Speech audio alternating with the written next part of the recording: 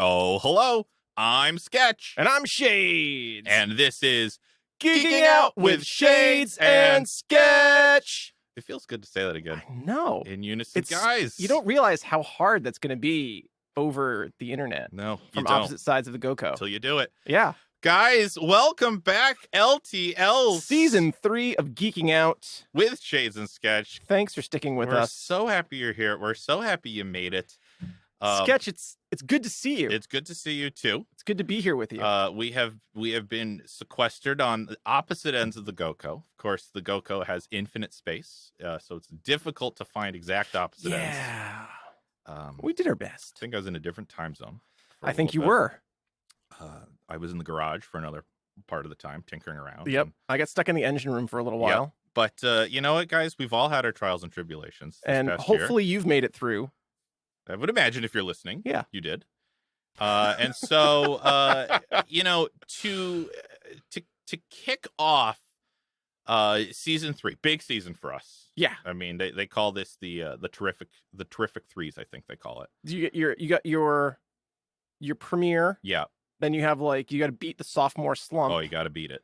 And then season 3, I feel like most shows wane in season 3, Sketch. Well, not us. Not us. Not us. We're going to crush it. We're going to sink that 3-pointer. Yes, we are going to dunk from half court. Yeah, you know it. Is that a thing? LTL's about No, from the foul line. You dunk from the foul line. They're wondering if they tuned into the wrong podcast or what happened over the break. Sports with Shades and Sketch. I like how we could even narrow it down other than sports ball competition. We will be diving into all of the hardcore classic sports: foosball, bubble boy hockey. Yeah, we got your emails, guys. Ping pong. And of course, dodgeball. Guys, every time you join us on Geeking Out with Shades and Sketch, you join us in a different corner of the Geeking Out multiverse, and this time around, it's kind of like a multiverse within a multiverse. It is a multiverse inside of a serververse inside of a studio's cinematic history. Yeah. Perfect. So, guys, the GoCo, the Geeking Out Command Outpost, this time set up in the Warner Brothers serververse, kind of a digital world that is composed of every property that Warner Brothers has ever produced. There's or a lot acquired. of them. There are a lot of them. Some better, some worse. Yeah. But here we are, painfully trudging along, trying to. Others defunct. We're trying to. I don't want to say the word liberate, but I can't think of a better thing. We're trying to liberate the DC from universe, the serververse. But in the meantime, we're going to take in a game.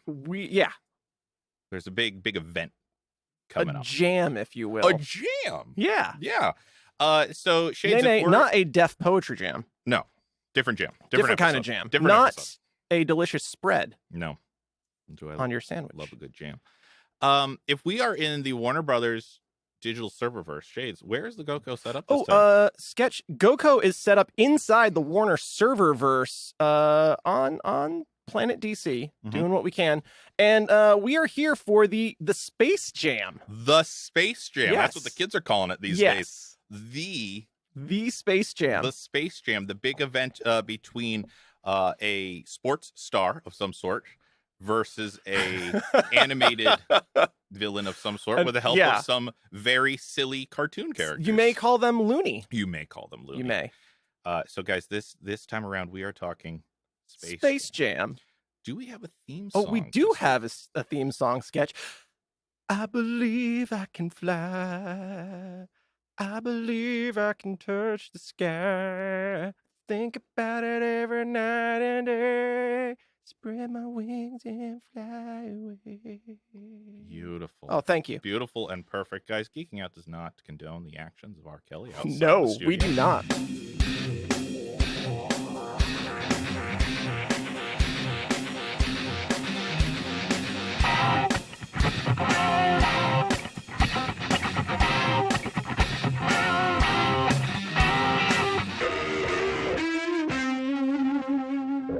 We had a long conversation before hitting record. But we do appreciate the music, the iconic music that I had completely forgotten about before tuning into Space Jam for the first time. I mean, we in could many, have many also years. gone with Quad City DJ's theme to Space Jam.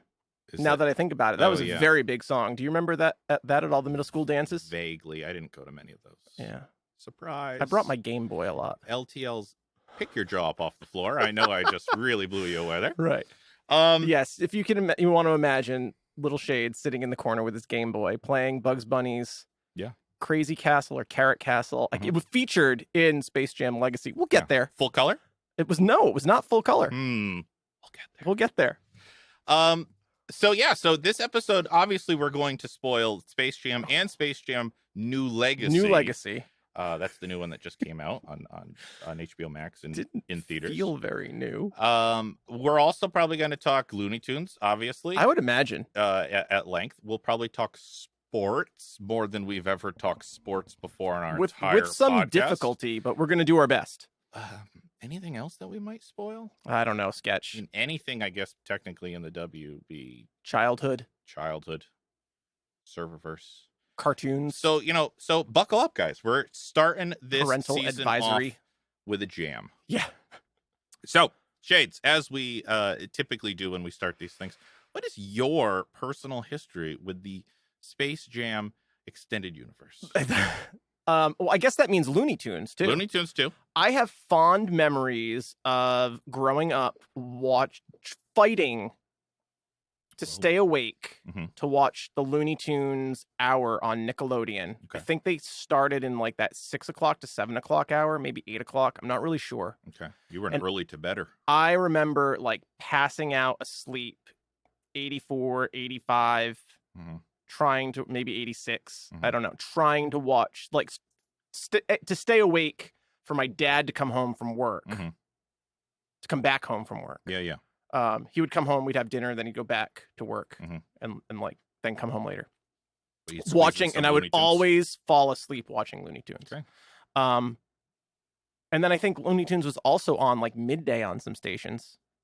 Yeah, I don't. And I would watch them at my grandparents' house. But like before I went to like kindergarten. Yeah.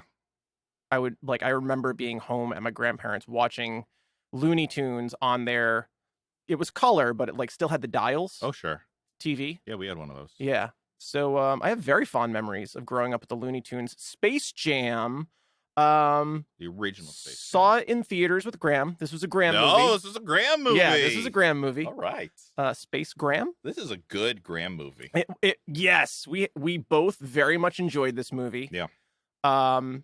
Felt very relevant for both of us. Humor that we both got. I remember going and see it multiple times with Graham. Okay. Yeah, so in like 1996, that was like 5th or 6th grade. Yeah, 6th grade. So still not worried about like being cool and like liking cartoons. Yeah, who cares? Who gives a shit? I'm glad that phase lasted like 2 grades. Yeah, because I was going to say we're not too concerned with that these days. No, and I wasn't too concerned with it in high school either. By the time we got to high school, but yeah, it's a movie that I've always enjoyed. I've surprisingly seen it a bunch of times. I had very good recollection of this movie. I wasn't like, oh, I forgot that happened. I forgot this happened. I forgot. Well, we'll get into mine, but I forgot an entire subplot of the movie. Interesting. The Michael Jordan going into slavery? No. Oh. I remembered that. Okay. I completely forgot about the small little B plot of the real life basketball stars still on Earth. Oh, yeah. Who had lost I their loved their that. talent. That's one of my favorite aspects of the movie. Until I rewatched it, and I was like, oh yeah, they did spend a lot. Kudos on those guys too. Oh yeah, they had fun. Yeah, they had so much fun. Yeah. I did notice that like Charles Barkley like didn't want to be with the other players, or like, he was almost always removed from the group. He was never with any of them. What about at the end though, when they got the powers back? He was there because he got the powers back. Oh, spoiler alert! They get their powers back. They get their powers back. Their powers. We're calling them powers. That's their talent. Their talent. Their talent back. That's we'll get there, guys. We'll get there. We're a little rusty here. We're like, oh, athletes have. They have powers. Magical power. The MJ's magic stuff. MJ did have magic stuff. Was it magic stuff or special stuff? It was special stuff. Yeah. Anyway, Sketch, what's your history? And then Space Jam: New Legacy, I watched, I think, last Wednesday. Yeah, I mean, like as of recording this, it came out like 2 weeks ago. 2 weeks 3 ago. weeks Yeah. something Sketch, like what's that. your history with Space Jam Extended Universe? I mean, similar to you, I can't really peg down like when I started watching Looney Tunes. I grew up with Looney Tunes. I was definitely more Looney Tunes than I was Disney or any other animated I agree. Yeah. property. I watched it alone. I watched it with my dad.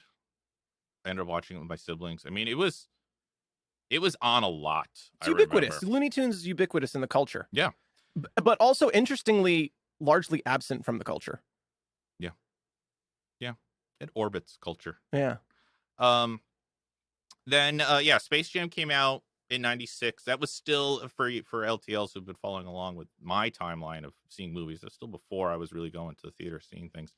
But I remember seeing it on VHS at least a couple of times.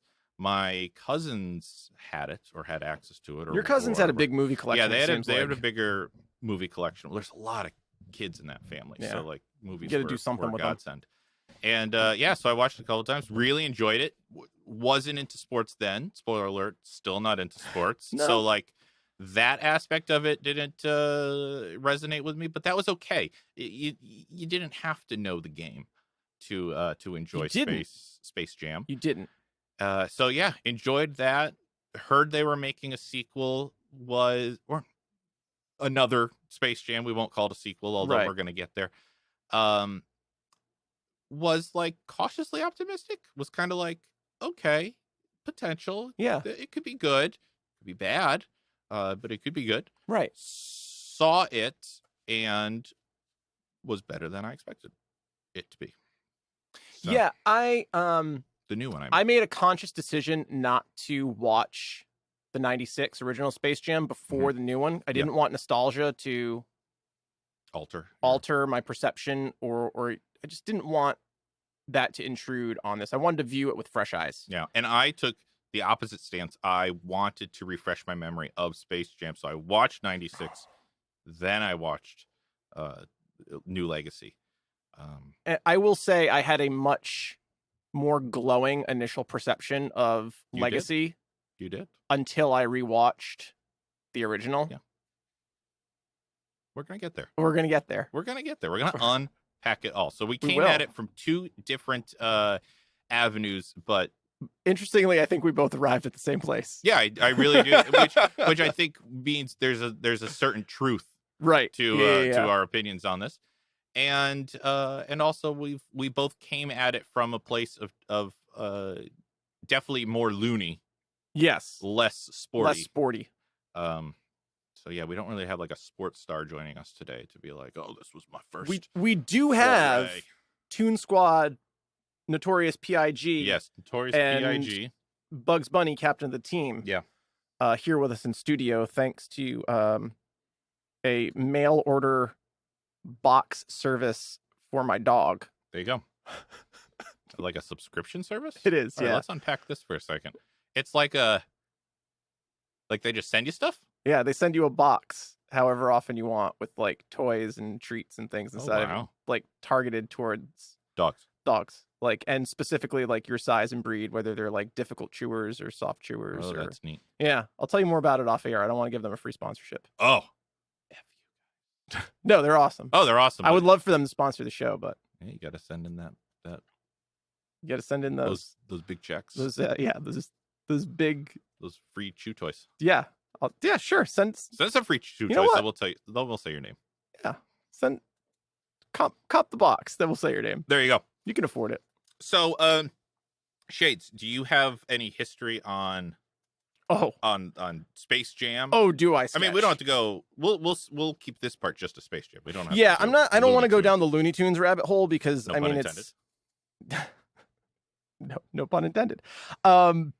Looney Tunes have become mired in I think important discussions, but we can't go back and change cartoons that were made in the 30s and 40s. Yeah, and I agree. They're culturally relevant of the time. I don't know how edit this part out, maybe. I don't know. Probably not. But let's just stick to Space Jam. Why start editing in season 3? I don't know. We've set the pattern. We have, but yeah. So it's tough to talk about Looney Tunes. Certainly, there isn't really a place for them on the modern media landscape. It's hard to find Looney Tunes. I mean, there still have been. There's newer stuff that they've come out with. Like Looney Tunes have evolved. It's kind of missing the special stuff, if you will. Oh yeah, it's modern Looney Tunes are definitely just a repackaging of current cartoon content that's out there. Just with different characters. Yeah. Okay. But they're still out there. They're still doing stuff. Okay. The concept for Space Jam emerged from 2 Super Bowl ads.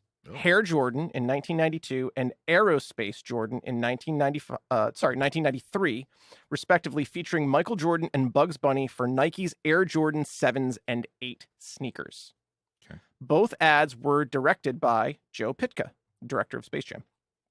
The WB was initially hesitant to greenlight the ads and Space Jam due to a fear of modernizing their classic characters, believing that they were no longer relevant. Which that just boggles my mind that they thought Looney Tunes were no longer relevant. WB? Yeah. Okay. Yeah. I mean, what a shocker. WB right? Making more questionable decisions. Which, like, brilliant, the plot concept for the villain of Space Jam 2.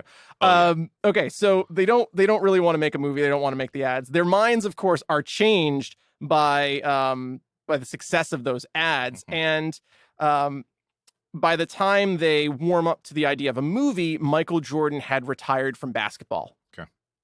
And WB closed down talks, shelved the idea. 2 years later, Michael Jordan came back out of retirement, and excitement was once again buzzing around this idea. And Michael Jordan's manager now was going to different studios trying to pitch a movie idea starring Michael, and the stars aligned. WB greenlit Space Jam, and we have the movie that we all know and love. Is this our first property that was born in advertisements? It might be. Might be. It might very well be. Yeah. Yeah. I think so. Strong. Season 3, starting strong. An ad-based movie. WB, we want our mother trucking movie money. Piece of the serververse pie. Give me my $18. There you go. Okay.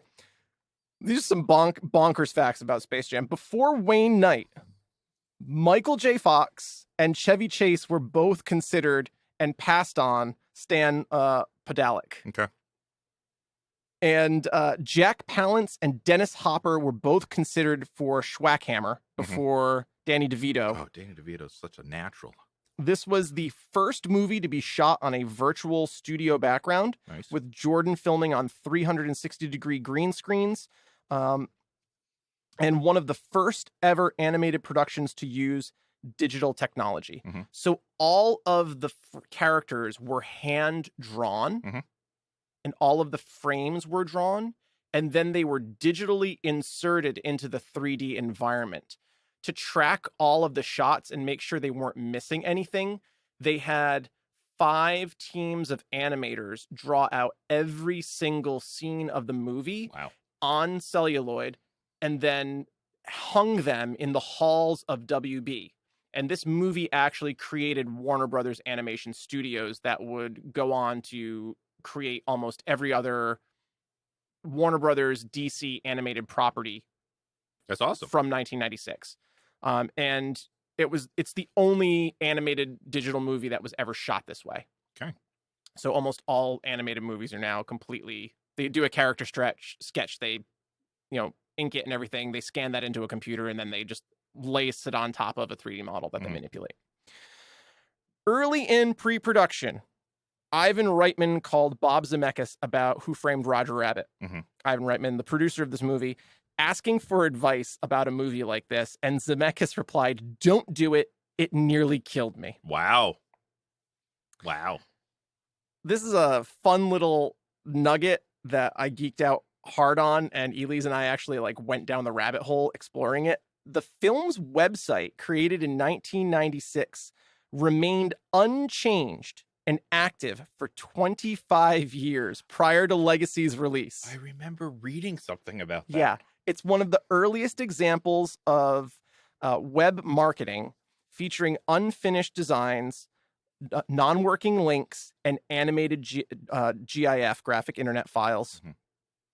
It gained popularity in recent years as a historical relic of the 1.0 web. Yeah. Yeah, and what's really interesting, if you go to spacejam.com, there is still a link to direct you to the original site, Oh, that's nice. unchanged, and then, or it's on the left goes to Space Jam, and on the right you can go to Space Jam New Legacy. Oh, that's cool. 'Cause they're right. That's an artifact. It is, That's yeah. a digital artifact. Good on you, WB. Yeah, we don't say it a lot. We don't utter those words very often. A sequel was planned as early as 1996 with Michael Jordan returning and Mel Brooks as the villain. Oh, How God, amazing I would wish. that be? I wish. Oh. Right? Jordan elected not to return, and development around a new stars started taking place. Subsequent sequel ideas included Race Jam with Jeff Gordon, NASCAR racer, Okay. Golf Jam with Tiger Woods, and Spy Jam with Jackie Chan. It's just strange to go Race Jam. I mean, I guess because of space, but like space has nothing to do with basketball in the title of Space Jam. Right. Then we're getting really on the nose with all of those. I don't think I would have liked any of those more. No. Or as much. Spy Jam actually got pretty far into development, and like I would be interested to see Jackie Chan. I could see Jackie interacting with Looney Tunes. Out of all of those people, Jackie Chan. Well, I guess the others aren't really actors. Jackie Chan just started not doing his own stunts, but I think he's like 70 now, so I'm going to give it to him. Oh, it's fair. It's totally fair. He suffered more injuries on sets than any actor ever. Yeah. This is not the Jackie Chan episode. No, we should do a Jackie Chan property though. At some point. We should do Jackie Chan adventures at some point. One more thing. So that's so racist. That's bananas. So bad. Well, it's not bananas that immediately they wanted a sequel. Yeah. But it's kind of bananas that they were going to branch off into other. Not even all of them are sports. Different genres. Well, not like ball-oriented sports. Yeah. But I mean, Spy Chan. That's not even a sport. Spy Jam. Spy. Oh yeah. See what we did there? That would have been tough. I know, right? Jackie Chan Spy Jam. That, guys. Now we know why it didn't go forward. That's why it did. We figured it out. 1BQ answered. So they also were going to do Skate Jam with Tony Hawk. Oh, yeah, I could see that. I don't think it would have been good, but I can see them pitching that. Yeah. I think Tony Hawk shut that one down. Yeah. While I was reading, to his credit, like this good is on not you, Hawkster. This is not a good idea. And all of those were passed over in favor of 2003's Looney Tunes Back in Action with Brendan Fraser. Yeah, I never saw that. I never saw that one either. I forgot about it. It popped up on my HBO Max list after I watched Space Jam. Mine and I was too. like, oh shit, I gotta watch that one. I never saw Brendan it. Fraser. Yeah, Brendan Fraser. I fucking love that guy. This is a pro Brendan Fraser podcast. Can I posit something on air? Sure. We've done we did a very Ryan Reynolds Christmas. Yeah. Do you want to do a very Brendan Fraser Christmas? We can do something. Something. All of he did Brendan Frasery. Dudley Do Right. Mm-hmm. George of the Jungle. Mm-hmm. Like he did a bunch of those. He did a lot of cartoony. Yeah, we should do a Brendan Fraser cartoon relaunch. That might be fun. Yeah, could be. Guys, put a pin right in into the show if you want to see that, long-time listeners. Brendan Fraser's gonna write in. I hope so. Please don't. Tell him how. What do you mean? Please don't, Brendan Fraser. Right into the show. No. I'm saying that's what he's gonna write in. Oh, please don't do it. Please don't do it. If he wrote in and said don't do it, I would honor that. Yes, not do it, but I think he'd have a good. I think he would. Good time with it. Brendan Fraser, if you want to be a guest on that show, we're happy to have you. Oh my god, we'll make it work. We've got the technology. We have the technology. We can do it. This is 2021, baby. Okay. In 2014, the WB officially announced Space Jam 2 with LeBron James. Wow, 2014. 2014, yes. Justin Lin was announced as director in 2016. Now, what would I know him from? I believe Justin Lin has directed the Fast and Furious movies from number 4 to number 7. Okay, so he's and then he's back for 9. He didn't do 8. Still haven't seen 9, but I gotta.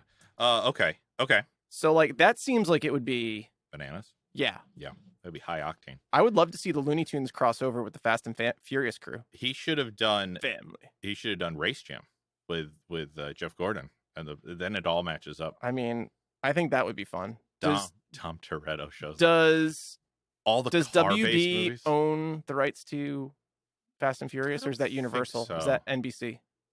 I don't know. Fast and Furious franchise, right into the show and tell us What universe are you a part of? Where are you? I've heard that they're trying to cross over with Transformers. That would lead me to believe that that's God. Paramount. That's CBS, right? That's terrible. That's terrible, right? For both. Like, oh, that gives me a bad. That's like Oreo and tuna. Like those two should not go together. Yes, no, no. Oh god. Like both. I'm fine with both of those. I on their may own, never but eat an together. Oreo again. Why would you do that, Well, Sketch? don't do it with tuna. I'm not recommending that. Did you ever watch Oh Hello? Did you ever wind up watching that? No, I never did watch it. Oh my god, they have a bit called Too Much Tuna. Mm-hmm. That's Gross. all like, yeah. That's one of the things that you could easily get to too much of very quickly. Oh man, Sketch, you may have ruined Too much Oreos for me forever. Well, we'll see. Okay. Justin Lin departed the movie in 2018. Terence Nance was announced as the replacement, and people were really excited because the perception was that Terence Nance would be able to take all of Warner's properties and package it in such a like hilarious yet scathing indictment of the 21st century media landscape and how we treat ideas as properties to be bought, sold, and traded. I'm blanking off the top of my head, and I didn't make a note in my notes. I'll look it up for the midstream. Terence Nance did a movie that you and I both love, and I can't for the life of me think of it right now. I mean, we saw together. A little bit of that is in New Legacy, but it's not captured in such a way. And, no, I would have never said that. Yeah, without you telling me that first. Yeah, and Terence Nance left the production almost immediately. Actually, after principal photography began, over creative differences with the studio. Okay, and they got Malcolm D. Lee to kind of steer production through a movie that Malcolm D. Lee really didn't have any hand in crafting, writing, or setting up pre-production for. Okay. And spoilers, I think that shows. He's just the driver. Yeah. To keep it moving. Okay. And then we get New Legacy. And then we get geeking out. Then we get Looney Tunes, Space Jam, New Legacy. Okay. With LeBron James. Yes. Now, I don't know, spoiler alert, anything about sports or basketball. Well, I wanted to ask you, what's your history with LeBron James? I have no history with LeBron James. Do you know anything about LeBron James? He plays basketball. Yeah. He's described as King James. They say that a lot in this movie. Yeah. But even same with Michael Jordan. Like I'm not gonna say like his airness. Yeah, I can't be like, I'm not gonna be one of those guys that is like LeBron James could never hold a candle to Michael Jordan, because I don't know. Right.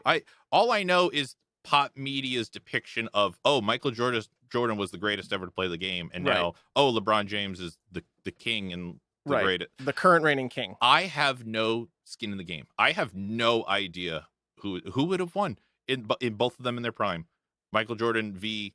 LeBron James. No idea. So I only know this from teaching high schoolers for as long as I did. Those of you longtime listeners, don't talk about it a lot. I was a high school history teacher for 13 years. Yeah. Don't do that anymore.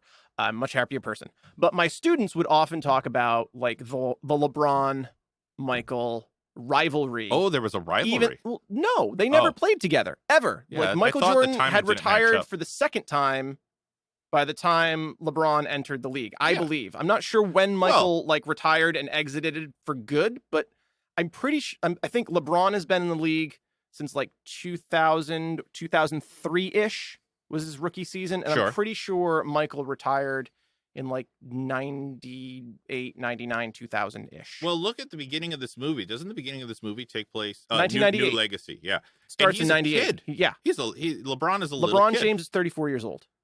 Not in the beginning of the movie. Now he's 34. Now playing. So, or maybe he's 36 now. If we're talking 98 and he's a little kid, then their careers could not have overlap. Yeah. No. But LeBron James has been compared to Michael Jordan since high school. Okay. Like that he would be the next Michael Jordan. Mm-hmm. And pundits have particularly not been kind to him in that regard, that basically reminding him whenever they get a chance that he will never be as good as Michael, that he's playing in an easier league than Michael did, that Michael was in a league above everyone else. No one in the league can touch him, but LeBron has contemporary equals, which it just seems like petty to me to compare. It's like they actually made a Rocky movie about this. Like I think it was just called Balboa. No, Rocky Balboa, and where he fought LeBron James. No, but he was like Rocky in his prime. Like the current heavyweight champion was nothing compared to Rocky in his prime, and they like do a simulated like video game based on their stats who would win. Wow, this was in a Rocky movie. This was in a Rocky movie, like the last Rocky movie that they made before they rebooted it with Creed. Wow, Creed, very good by the way, and starring Michael B. Jordan. 6 Degrees of Space Jam. I did it. This is a movie about a little flying squirrel with a blue helmet. Yeah. And they compare. You got it, Sketch. A boxer. Yep. Wow. Moose and squirrel. I can't even wrap my head around Don't this. try. You can't do it. Okay. I All lost right. my train of So, thought. yeah, so the LeBron, rivalry, the quote unquote rivalry. It's not. I don't think it's a. I think it's a comparison. It's it's obviously It's to a like shadow get that people LeBron to always watch. has Yes, to live in. Yes, and That's I think unfortunate. unfairly so. Was Michael first? Yes. Well, I mean, I know he was first out of Sketch. LeBron, but when Michael came along, was anyone like, oh, he's the new fill in the blank? Well, I think so. But he'll never be as good as fill in the blank. You and I grew up in this like crazy age of the second generation of things. Yeah. So like the first generation of like most sports, music, movies, like media was like the 40s to the 60s. That makes sense. And then we grew up in this like weird second generation of like everything like finding its next iteration. Basketball in the 80s and 90s does not really resemble basketball in like the 40s and to 60s. Yeah. In as much as except that like the uniforms are the same, the court looks relatively the same, and a lot of the rules are the same, but the way the game was played was just wildly different. Like you did not have people like slam dunking from the half court line. You didn't have people like hitting like 3-point competitions, slam dunk competitions. It was very much about the team, and you didn't have like superstars. Right. Like marketing had not figured that out yet. Yeah. So I think Michael, and there was a cartoon, I believe, called Sports Stars, or like I think that was the name of it, or Pro Stars. It was called Pro Stars. Must have missed that. It was Wayne Gretzky, Michael Jordan, and Bo Jackson, and they were like secret agents. And it's like every sport kind of had like their banner person. Yeah. Longtime listeners, write in if I don't have that right of who the Pro Stars were. But I think it was Michael Jordan, Wayne Gretzky, and Bo Jackson. Yeah, you're right. Growing up when we did... That was a relatively new thing of like athletes on posters. Yeah, and because like you would see posters of like the basketball players, Michael Jordan. Right. Larry Bird, Magic Johnson, like and not their team. Yeah. And maybe the exception to that rule, if you're a sports fan, might have been Joe Namath. Hollywood Joe Namath. He was like the first sports star in the 70s to like have that aura around them as like the greatest or like the quarterback in football. So we're really talking. Longtime listeners, you might be saying, Chase, I thought you didn't know sports. Like, they're still saying it. They're still saying it. They're still saying it. Still don't know the sports. I know culture around sports. I mean, to put it in terms of like art and art history, like it's when celebrity gets involved. Yeah. In it. So these players are transcending the game, and now there's a celebrity aspect to them as well. So I think Michael Jordan was probably the first basketball celebrity in that, certainly to the extent that of endorsements and like becoming synonymous with a sport. And then he became like a Renaissance man, where he was like gonna play baseball and golf, and Yeah. I'm gonna try all these things. I'm going to be the greatest in all of these sports. And then not so much. Not so much. But Space Jam does a nice job It really does. of touching on that, and we're gonna get there. We will. All important internet scores? Is that what we do next? Wait, one last thing about Sure. LeBron. Sure. Who does he play for? Okay, so that's the thing. That's the other thing with Michael Jordan. Because I remember Michael Jordan being on the Bulls. Michael Jordan played exclusively for the Bulls Yeah. until the last year of his career, Uh-huh. and he played for the Washington Wizards, Interesting. It's my favorite which I don't team, think is a team anymore. just like because of the name. He was one of the owners of the team, Ooh, and that's where he ended his career. is that allowed? Yeah, I think Own so. a team and play on He was the team? not the owner, but he was one of the owners. Okay. And that's where he finished his career, I believe. Longtime listeners, again, There, I may be wrong, I feel but the keyboard's pounding right now. I believe he ended his career as a Washington Wizard. Okay. Which I don't Sounds think that is a awesome. team anymore. Like, I am so invested in And- Washington Wizards. Yeah, I and- love it. And for someone who was synonymous with the dynasty of the Chicago Bulls. Yeah. Yeah. I often think of Scottie Pippen, Uh-huh. who the next best player on the team, and also the next best player in the league On the same team? on the same team. Oh, that seems unfair. It is, but he's often overlooked because Michael Jordan is and we'll get into it of how they're perceived, but Jordan was always perceived as a killer and a ball hog. Mhm. Someone had to feed him the ball. Oh, yeah. And Scottie Pippen was probably the best rebounder of all time. Yeah. And one of the best passers of all time to constantly get the ball into Jordan's hand. And then Michael Jordan went on to Space Jam, and Pippen went on to Lord of the Rings. Yes. He was one of the hobbits, I believe right? so. Yes. Okay, so they both went into movies. Yes. Okay. Well, that's Long-time great. listeners, if we don't have that correct, please let us know. Yeah, check it, but I'm pretty sure. I'm willing to I sign know. off on that, put my rubber stamp on it without looking. I know my sports players, Sure. or as I like to call them, my game actors. Okay. Yeah. Do we do But the you didn't all-important answer my scores? LeBron Oh, thing. sorry. So now, in the opening of Space Jam: New Legacy, Let's save it for what? that's one of my questions, I guess. But he is- goes through multiple teams. Oh, okay. So LeBron has played for the Cleveland Cavaliers, Okay, where he's from Cleveland, right. They said that in the movie. and he had said this is my team. I'm always gonna play for this team. Yeah, I'm a I'm hometown boy. gonna bring a championship ring home or trophy home to Cleveland. Yeah, whatever they win. Didn't do that, Oh. and then very controversially, I remember watching this in college, or maybe just after college. Did a press conference about if he was going to stay with Cleveland or go to a different team. Yeah. Goes to the Miami Heat Mhm. with probably the other best players of that time. He probably got a little They heat for that. all wound up on the Miami Heat, Yeah. where they won a ridiculous amount of championships and just ran the league. Okay. Then he went back to Cleveland, Yeah. won a championship with them, Oh, okay. So he did. and now he's on the LA Lakers. And then once he won the championships there, now he's on the LA Lakers. And the rest is history. Trying to bring a champ and And has he's- brought a number of he's championships. Currently playing. Currently playing for the Lakers. Okay. I've learned a lot about sports Yeah. ball today. Yeah.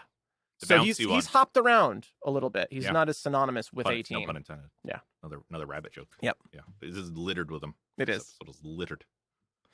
Oh, It's like that's another rabbit that's pun. another That's rabbit. litter. Yeah. pun, Oh, yeah. wow, I was gonna say jeez. it's almost like we're bashing you over the head with a It's hair raising. with really. yeah. Nice Yes, job. I see yeah, what you did there. good, Bashing good. you over the head with a hammer. I was gonna say. Yeah. A large that also- cartoon hammer. Is that also a rabbit pun? No, it's not a rabbit pun. but it's a okay, Looney good. Tunes I pun. was worried for a second. Okay. Anyway, This year has been tough on you. If you're... it's been a Anywho, rough year. all important internet scores, guys. All right. Space Jam. IMDb gives it a 6.5. Oh. Rotten Tomatoes critic score 44%. Really? Fan score 63%. Shocked. Okay. Metacritic critic score. I'll put Metacritic back in for season 3. We'll see how long it We'll lasts. see how long it lasts. 59%. Get for out of here, critics, Metacritic. Get out of here. 70% fan score. Uh-huh.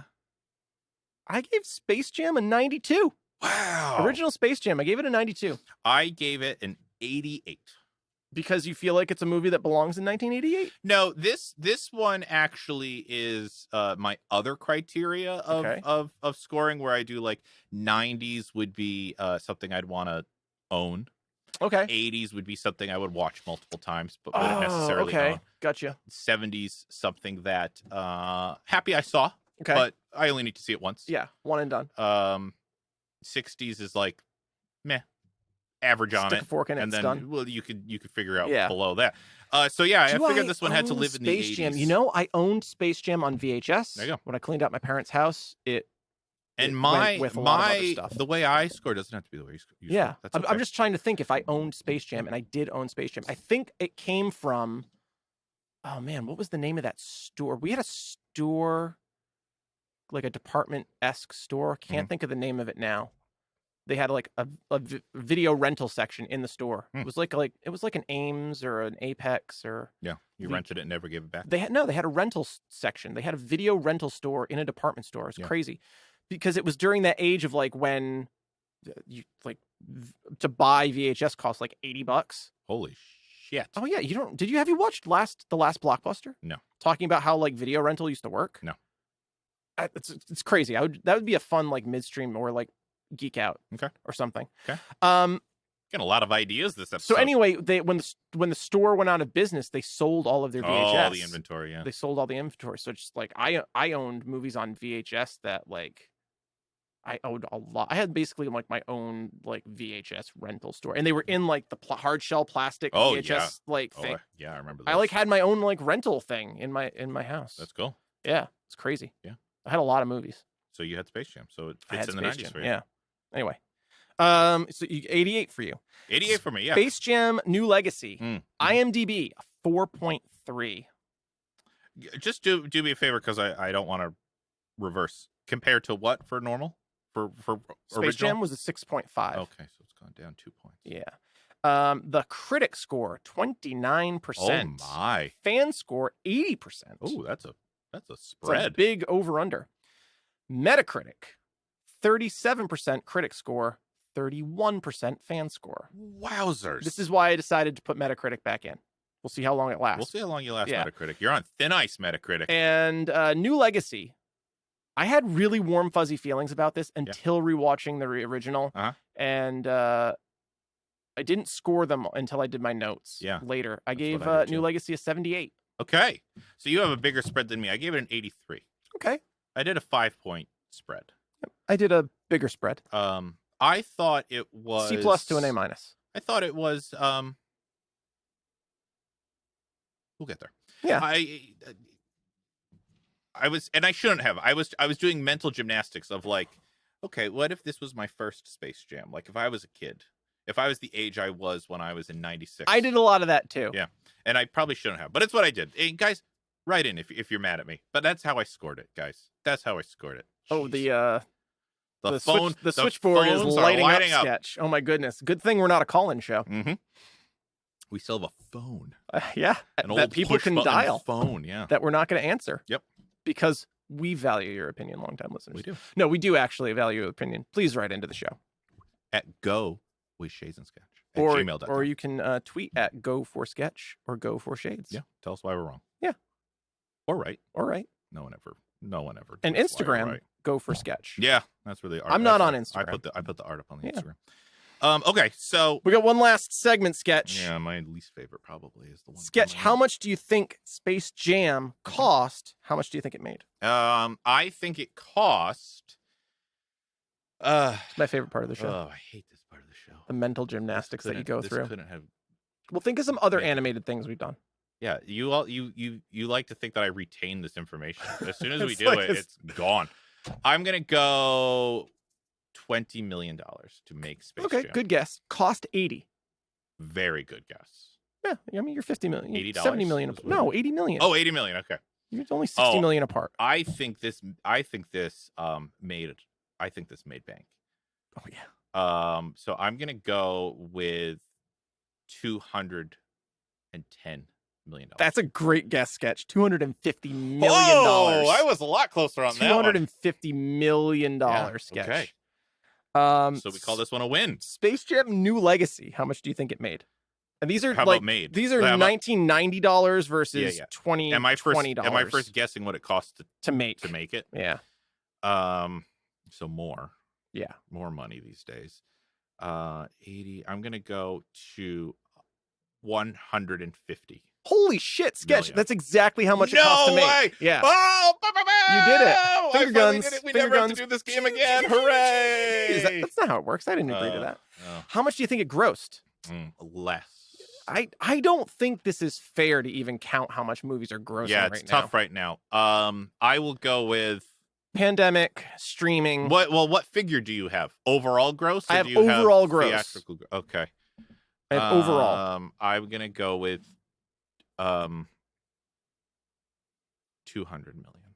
It's not a bad guess. 180 million. That's I'm so effing close on that one. Not the slam dunk.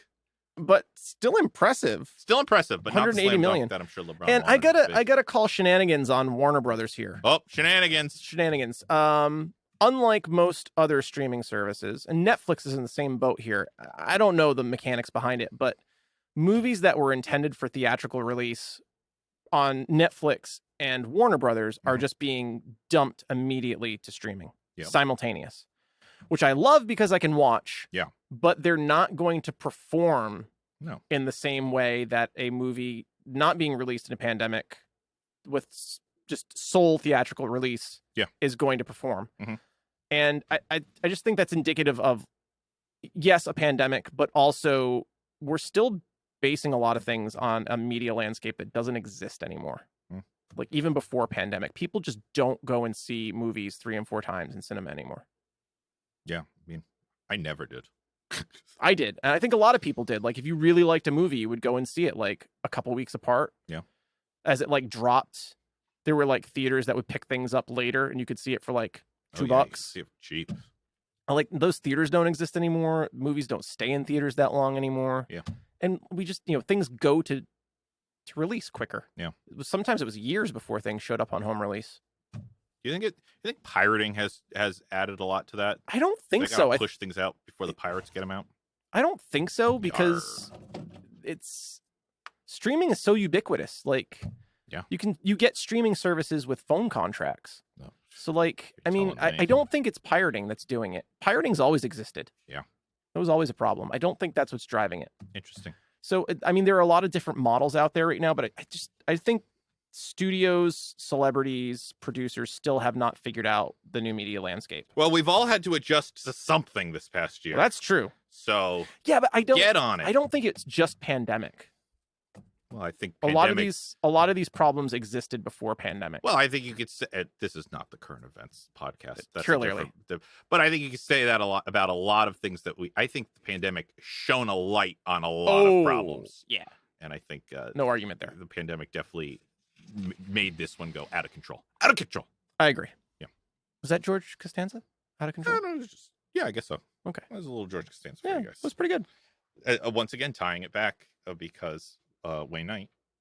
Newman Seinfeld. That's right. Yeah, Newman. Is in Space Jam. What is it? You didn't say the magic word. Oh, yeah. That was referenced in a episode of DuckTales I recently watched. I know. I was like, I also watched that episode of DuckTales, now streaming on Disney Plus, that the series come to an end. Oh my God, it's like written for me. I know, right? All right, well, let's get into rants and raves. You want to do rants or raves? No, we got to start with raves because rants. Okay, we got to start with raves. Is a hard slope to come up from sometimes. Oof. Okay, this is okay. Do you not have any raves? Oh, I have lots of raves. I don't have many raves for New Legacy. I did 2 for each. Okay. I tried to do 2 for each. Cool. I tried to. I think I wound up with. No, I only have 1 rave. Okay, that's okay. One rave in total? No, for New Legacy. Okay, well, start us off with OG. Okay. OG holds up so well. Yeah. Like better than it should.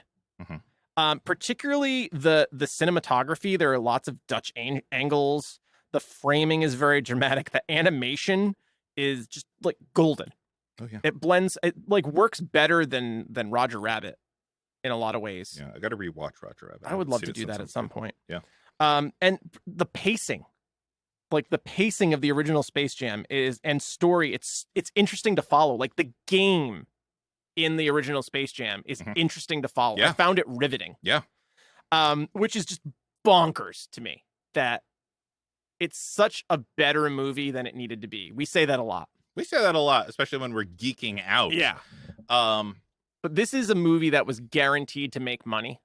Yeah, exactly. Because Michael Jordan was in it. On was the biggest paper, force. for like movie execs, this is like, oh, this is a slam dunk, no pun intended. But like, we're gonna make money on this. Who cares? Who cares what the quality of it is? You can tell in this movie that they value the concept of the Looney Tunes not as intellectual property to be bought and invested in. The Looney Tunes are treated with like love and reverence in the first movie. They also are treated, debasing them. They are treated as the cartoon equivalent of Michael Jordan. Yeah. The his hairness. His hairness. The the celebrity of the animated world.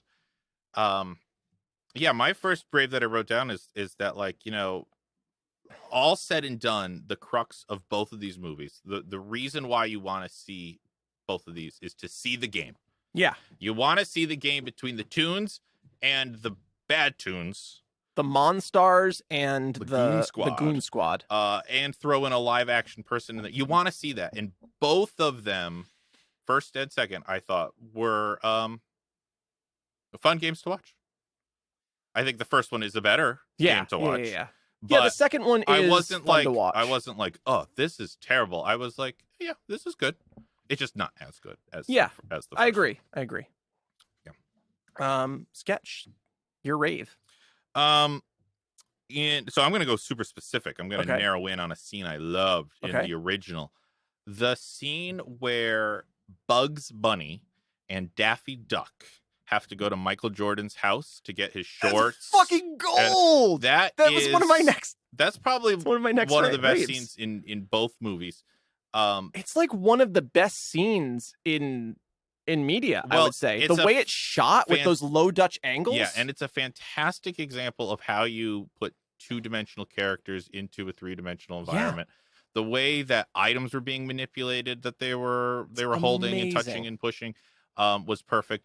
The extra lighting that they added to the characters, in a dark room with single light sources, like they really thought about how this was going to play.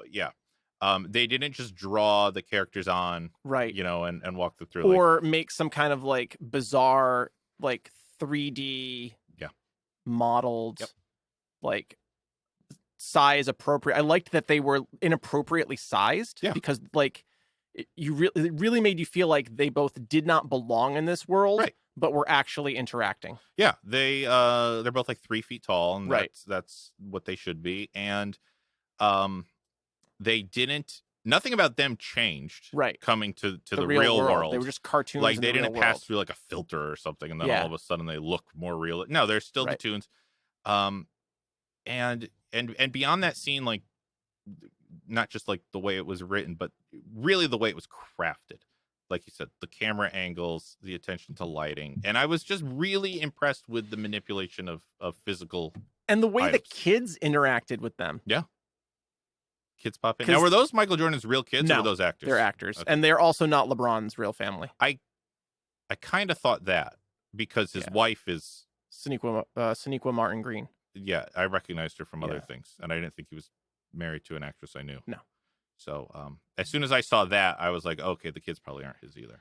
They're not. Because that would be a slap in the face of your wife if you recast her, but put your real kids in the movie. Your real kids, yeah. Ooh, no. That would be someone cold sleeping conversation on the dinner sofa. table. Yeah. Woo. So that was probably my favorite scene in the whole thing. The whole thing. I agree. That is my favorite.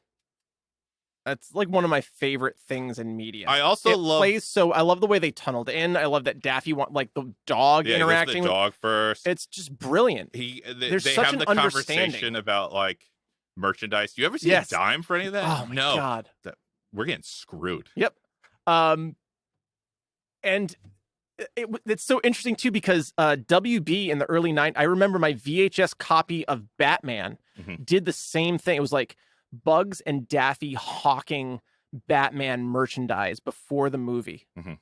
Do you remember that? I Did do you not. ever see that? It's amazing. I'm sure it's on YouTube, longtime listeners. If you go to the VHS release of, or if you have the Batman 1989, you get like Daffy Duck trying to sell you Warner Brothers like mug, a Warner Brothers ball cap, a Batman T-shirt, and Wow. and like they have a conversation about like, what are you doing? What are you doing? Yeah. That was brilliant.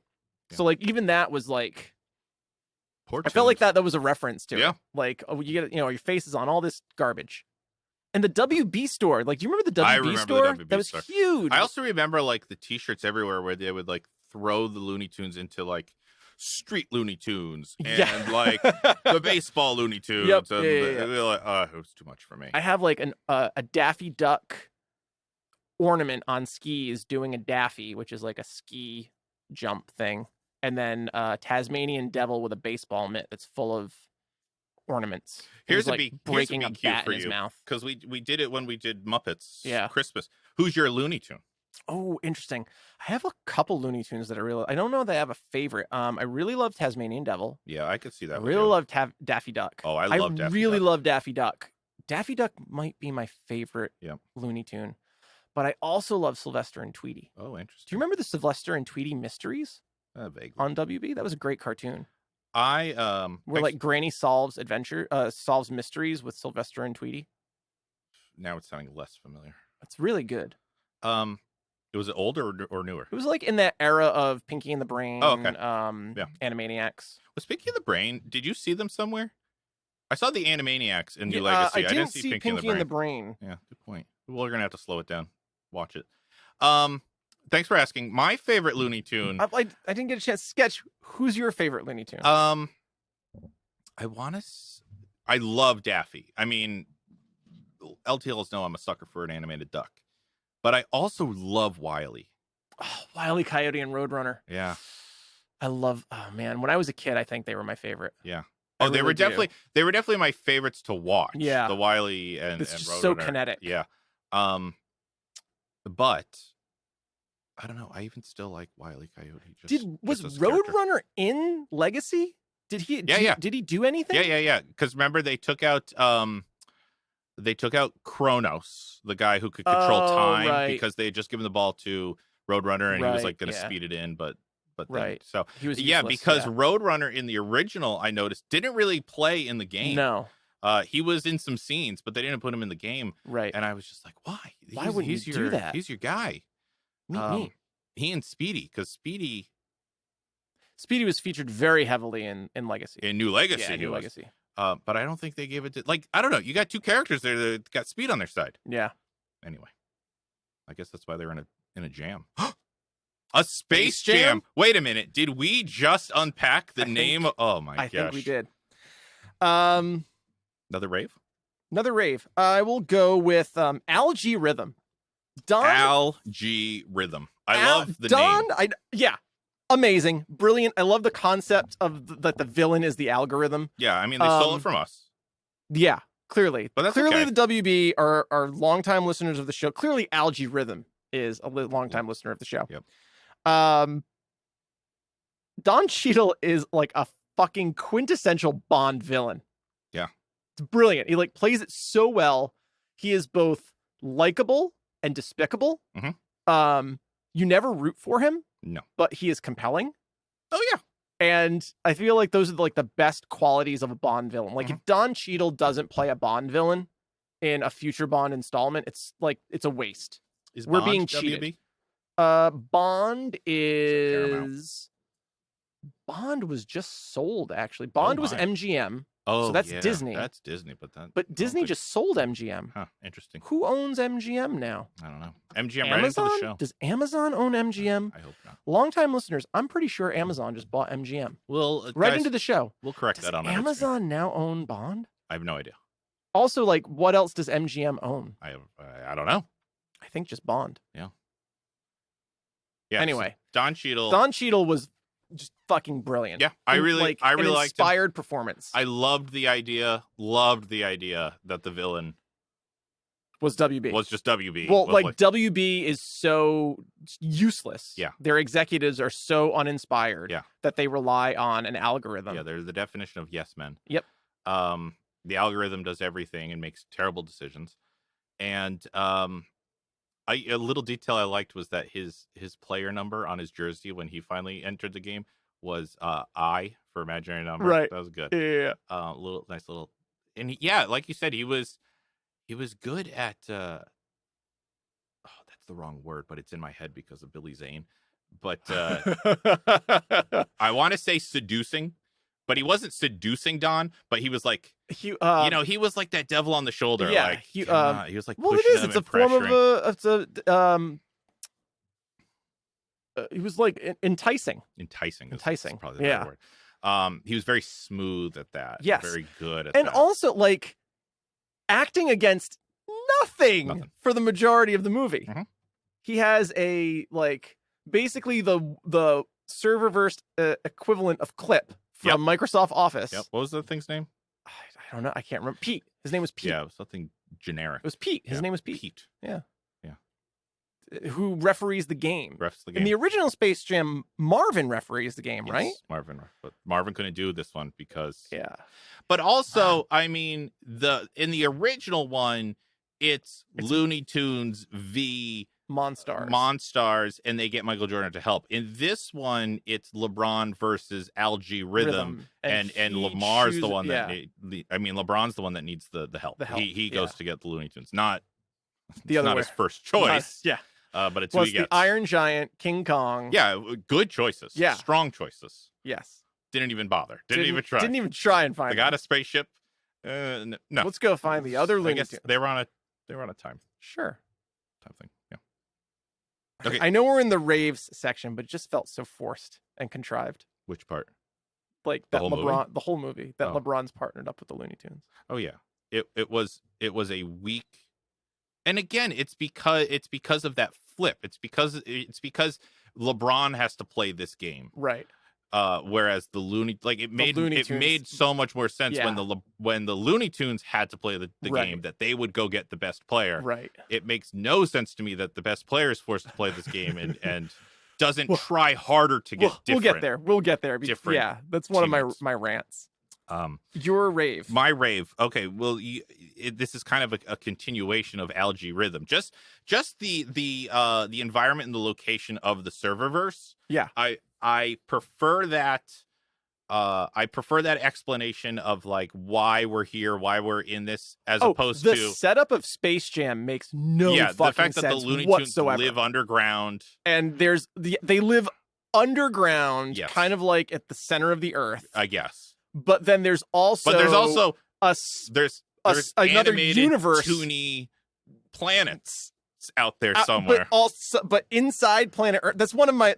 It's a big question that turned into a rant. Yes, because they have to come to Earth. The Monstars have to come to Earth first, and then break through into the Looney. It makes no sense because the spaceship that they land in flies over the real world stadium that Michael Jordan is playing baseball at. Yes, but they're animated. They're and then already they crash animated into the Looney Tunes world at the center of the Earth. It they makes no fucking sense put whatsoever. the Looney Tunes on a different planet too. Just do that. Yeah. Or have the Monstars be on a planet that exists within the Looney Tunes world. Yeah. Don't do two. Yeah. Don't do two. It posits a world in which outer space. It posits a world in which Jeff Bezos could keep flying around space and eventually land on this amusement park, whatever they called it. What was the name of it? Moron Mountain. Yeah. Amusement park. But anyway, my rave is raving. that we're raving. the serververse it makes much more sense. Yeah, it's a better executed environment. It makes so much more sense why the tunes are there and then why they can bring in other things. I really like that. And then it was a fun sequence of going to get the other Looney Tunes when they were showing up in different properties. I will agree that it was I think it was a fun concept. I think it was poorly executed. I think it's a rant for me. It went, with the exception of the DC one, which was fine to me. But the others were Yes. quick. The others were quick. They were little snippets. Yeah. Boop, boop, boop, boop. It leaves me with a big question. I don't understand why they were. I don't understand why they left. I don't either. It's like algorithm like gave them the opportunity to leave, so they left. Right. And they went to these different server planets, we'll call them, and then To live their best I lives. guess on those servers, like the movie or the property is just always taking place, Right. and they just Replace integrate the themselves characters into it. and integrate. I yeah. guess I want it's- to save this because it's a rant for me. It's- It's a big rant for me. it's sloppy, but I like the serververse. I I like the premise serververse- of the yeah. serververse. I'll just say my rant now Yeah, because say it's that. not going to make sense to come back to it.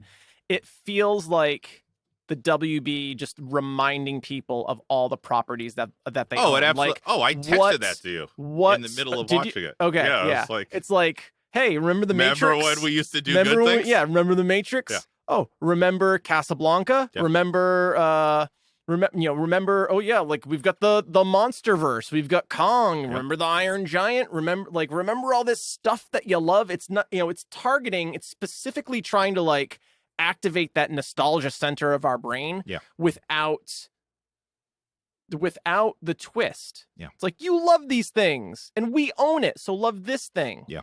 And it's just, the original Space Jam did that. They reference Pulp Fiction, but they did it in the construct of the game organically when the tunes are like, oh, why are we trying to play basketball? Yeah. We're Looney Tunes. We can do anything. Yeah. They like become Pulp Fiction. They become they like reference it's escaping me right now, but they reference they a do their Looney number Tunes of stuff, yeah, which is what Looney Tunes do. right. And the Looney Tunes aren't very loony in Oh no, they're not. They're not very loony. In Well, New Legacy. LeBron squashes their looniness for most of the movie. Yeah. Then gives them permission to be loony, but you'd It's too want late. it. It's You'd too want late. it to bubble over at that point. Yeah. And it just like steps into looniness. Yeah. It's not a tremendous amount of looniness. Yeah. I needed more looniness. I also needed more looniness. But this is the rave section. It is, but and I feel like if Terence Nance had stayed as did I just say that correctly? Terence Nance. I feel like if Terence Nance had stuck with the movie, that portion of the movie would have played, and have WB apparently not fought back so hard against it, it would have played out better. Yeah. It just felt like Ready Player One. Oh, that's in my notes. This is Yeah. a Ready Player One scene when everyone, especially when the game starts and everyone Yeah, starts coming to yeah. the game. I did not enjoy that. It was like, I didn't like that part either. it was just like, look at all the stuff we've got. Yeah. Batman animated and Batman 66. Yep. And like, oh, there are the Warner brothers and the Warner sister over there. And Yep. oh, Iron Giant and Kong, they're Yep. going to do their thing now. Not really. It was just, it was just uninspired. It could have been cut footage from Ready Player One, basically. That they're like, oh, let's just pop this in here. Right. And That would have made more sense. Yeah. So it just didn't, it felt like Mad Men level. Let's just put all this shit in here and maybe you'll like fire it up on HBO Max and watch it because no one's watching it. I did like. We've got the largest collection of prop IP like ever. Yeah, but that no one's watching. No one really wants to watch it. When I liked Wile E. Coyote and Roadrunner in Mad Max. That was probably the only one that fit made really sense good to me. But like what I don't think a lot of like kids have any kind of knowledge of Mad Max. That was definitely for like none of those were for kids. No. Mad Max, Austin Powers, Casablanca, The Matrix, Game of Thrones. Like nobody's rewatching Game of Thrones. Rick and Morty maybe, but you shouldn't be kids. You shouldn't be. That was the only one I enjoyed because it felt like the only one that wasn't like we own this. Yeah. It made sense why Rick and Morty. Yeah. We finished the test on your badger thing. Like that's very Rick and Morty. Oh God, I've seen things I can never unsee. We should do Rick and Morty at some point. Mm. All I can think of is Rick and Morty now. But yeah, it just felt very contrived, very, very like very forced. Okay. And I didn't enjoy it. the thing that I went back, I was like, Austin Powers. I was like, oh shit, they own Austin. It's like, when did the last Austin Powers movie come out? I think I texted this to you. The only thing I could date it against that I like had any kind of relevance was that Goldmember came out before the start of the Iraq War. Yeah. That is mind-boggling that you would then reference it. Yeah. So heavily. Yeah. Like, these are fun movies. Go watch them. Talk about just irrelevant. Yeah. Yeah. We're supposed to be raving. Well, I was raving, and then I know. I'm sorry. It was a big rant for me. But I like, all said and done, I'm comparing serververse environment. Serververse made much more sense than the construct of Space Jam. It was much more. As I said, that's a big rant for me. Is that Toon World is Toon just World, underground? It makes absolutely no sense to me. Before we officially get to rants, do you have any more raves? Both Michael Jordan and LeBron James are excellent against virtually nothing. Okay, yeah. I mean, I'll say that I felt LeBron James was much flatter. I agree. I felt Michael Jordan was a little more charismatic, but and it's going to get to be one of my rants, which it's also one of my rants. So I'll save it. But specifically acting against something that's not there, okay, I'll give that. Yes, they were both excellent. Like, I'll give you that. LeBron, Michael, and Don Cheadle are all fantastic acting against virtually nothing. Yeah. Sure, I'll give you that. Just a green environment. Mm-hmm. You could argue, of course, you can argue anything that one's better than the other. Neither of them are terrible. Sure, no. I'll agree that LeBron's a little flatter. I think that's by design. Yeah, and we're gonna get there. But we're not in that section. But yet. You can't fault either of them that they don't. Is that a base basketball pun?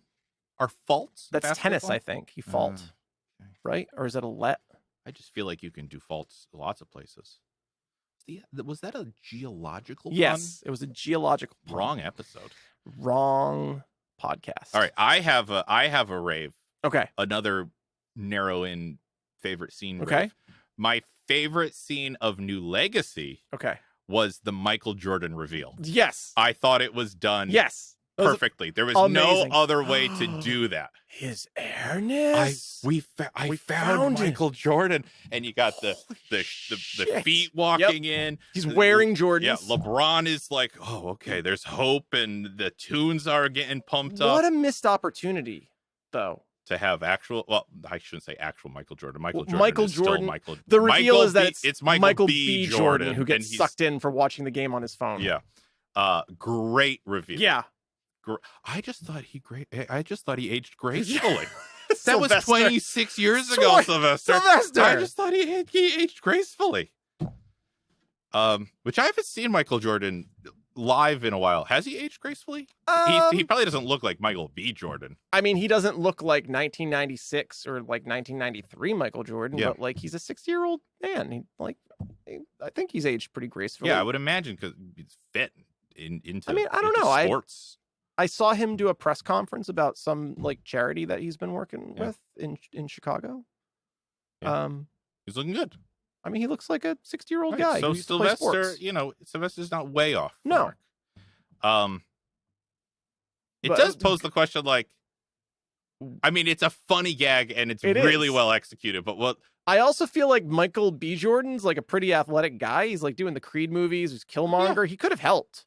Oh, he could have helped. He could have helped. They didn't just have to like dismiss him. I felt was like, oh wow, jerk move, Michael B. Jordan. But then I think the cameo was similar to like he was the Bill Murray of this movie. Oh yeah, he was the Bill Murray of this movie. He was the funny because Ryan Coogler's the producer, and they did the first Creed movie and Black Panther together. Oh, I wish they had made that connection like verbally, like the same way that Bill Murray made the connection. I'm a friend of the producer. Yeah. Some Teamsters dropped me off. Who did?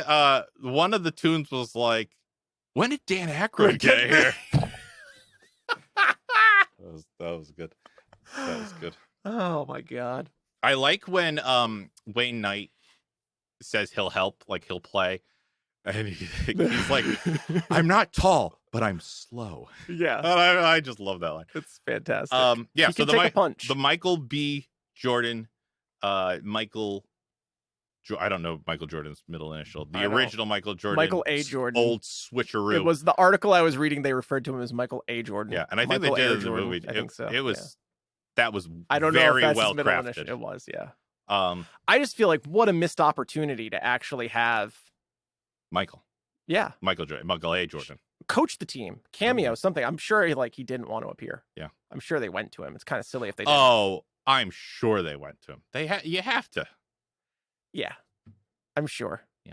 I have a theory as to how that conversation played out based on the little I do know about. Until that moment with Michael B. Jordan, you were waiting for it? No, it was completely off my radar. Oh, okay. I wasn't even thinking about Michael Jordan. They hooked you. And then when they did that, I was like, oh shit, we got Michael Jordan here. Woo! Yeah. And then it's Michael B. Jordan, funny. And then I went, oh wait, we should have a cameo from Michael Jordan. A cameo from Michael Jordan. It put the idea in my head. Right.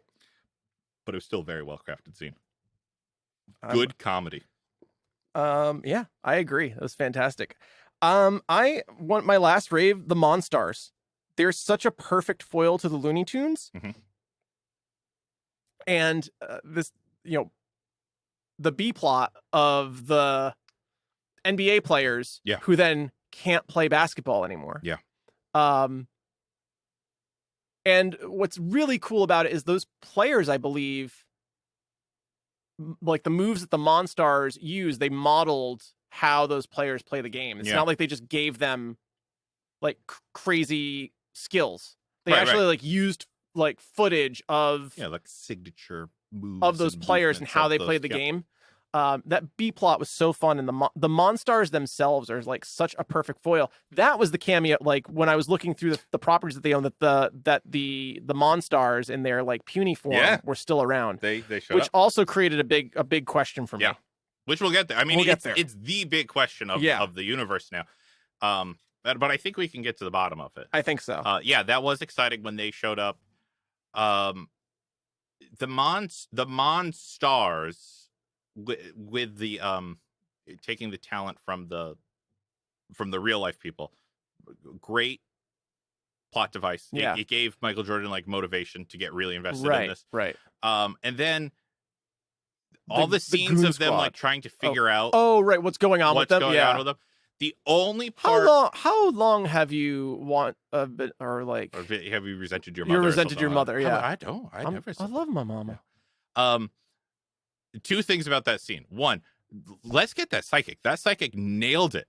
Yes. And they completely dismissed her, and God. she nailed it. The other thing that was a little tough to watch just in this day and age was when they took it so seriously that there could be a virus going on, and there were immediate shutdown and everything. Immediately, they put the LA Forum underneath the fumigation. Yeah, because the players were like, "No way, I'm not playing." Right, they can get sick in there. Right, and then it really points out that we're watching a fictional movie. Yes, yeah, a little tiny bit. Don't refrigerate your tomatoes. Don't do it, guys. All right, we've raved. We have. Is it time to rant? It's time to rant. Okay. I've got some rants. You paused. No surprise there. I have some rants too. Oh, my first rant. Can I start rants? Sure. Did you start raves or did I start raves? You did, but go ahead. You start rants. Okay. Most of my rants. New Legacy? No, not necessarily. Okay. Wait. Yeah. It's okay. Oh, all my rants come from New Legacy. It's okay. Wow, every single one of my rants come from New Legacy. Yeah. Didn't even tend to do that. I understand. I'll start by talking about LeBron.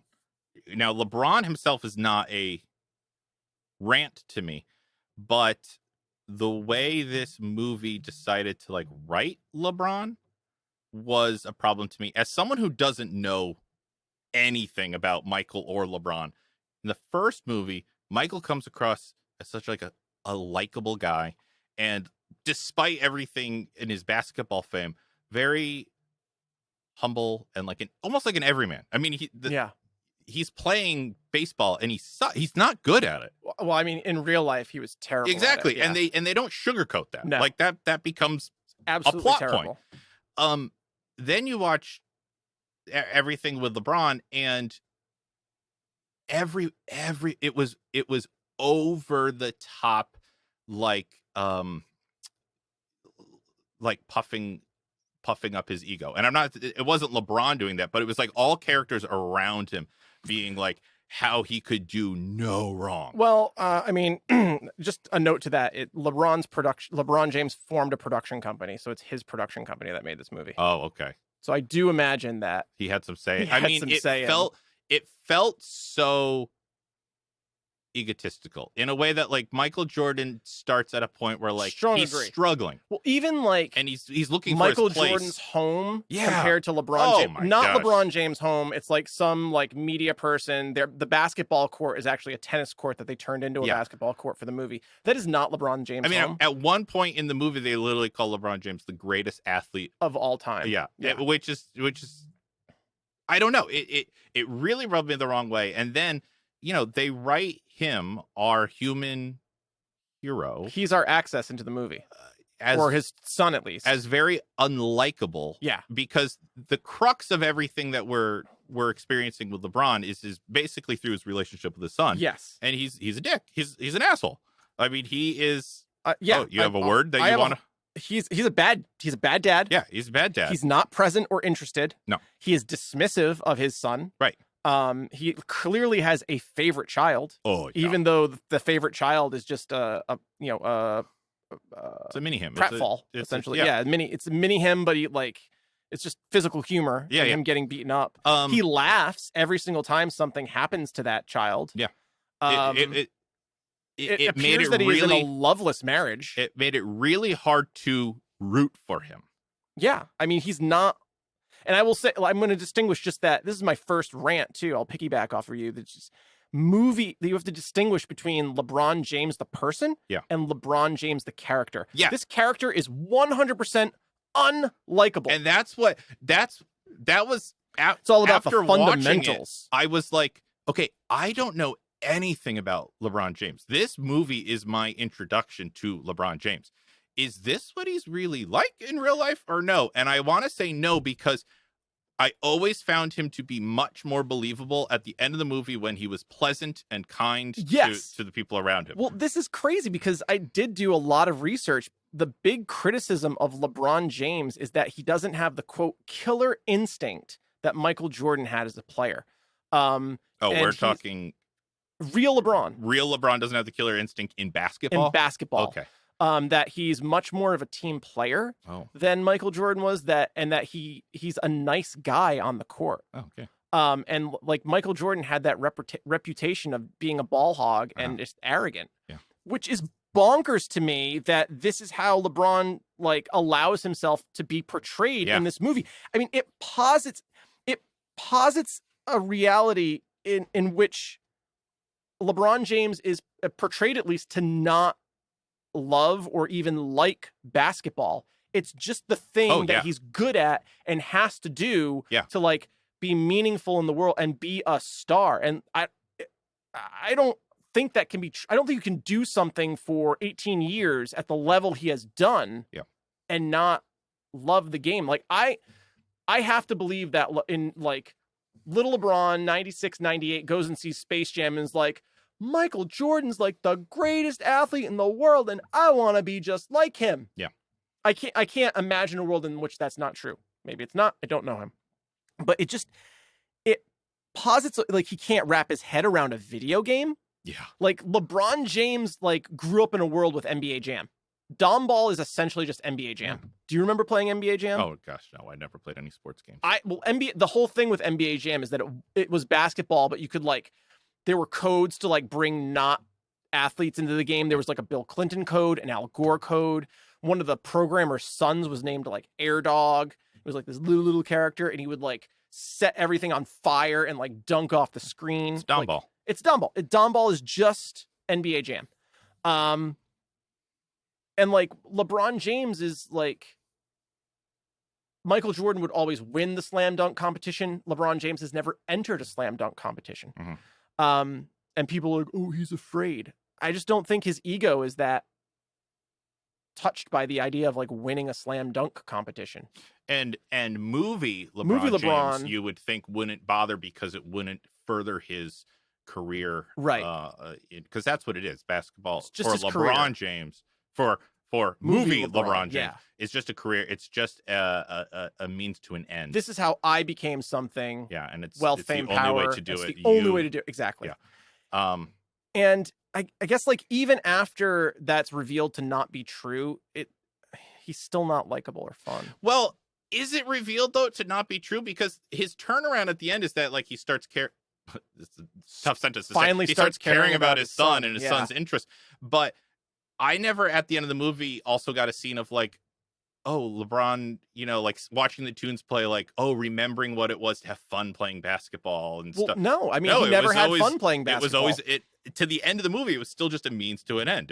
Yeah, I 100% agree. Like what LeBron found fun in this movie, at least, maybe in real life, I don't know, was playing Game Boy video games. That's what he wanted to do. And so Then he threw it away. they threw it away. And then like, it's just crazy because like he never is, he can't wrap his head around a video game at the beginning of the movie. Like you grew up playing them. Okay. You haven't played them in 20 years. Yeah. But you still should understand what a video game premise. is. The Also, premise. Also, I don't care who you are. If you live in America, especially if you are in that tier of like celebrity, right? You are aware of Like, video games. He is in. You're in video games. Yes. Like there are NBA games that he is in. Your child. You are a video. You're like 12 conservatively. Sure. Your old child playing video games is not the first time you have interacted with a video game before.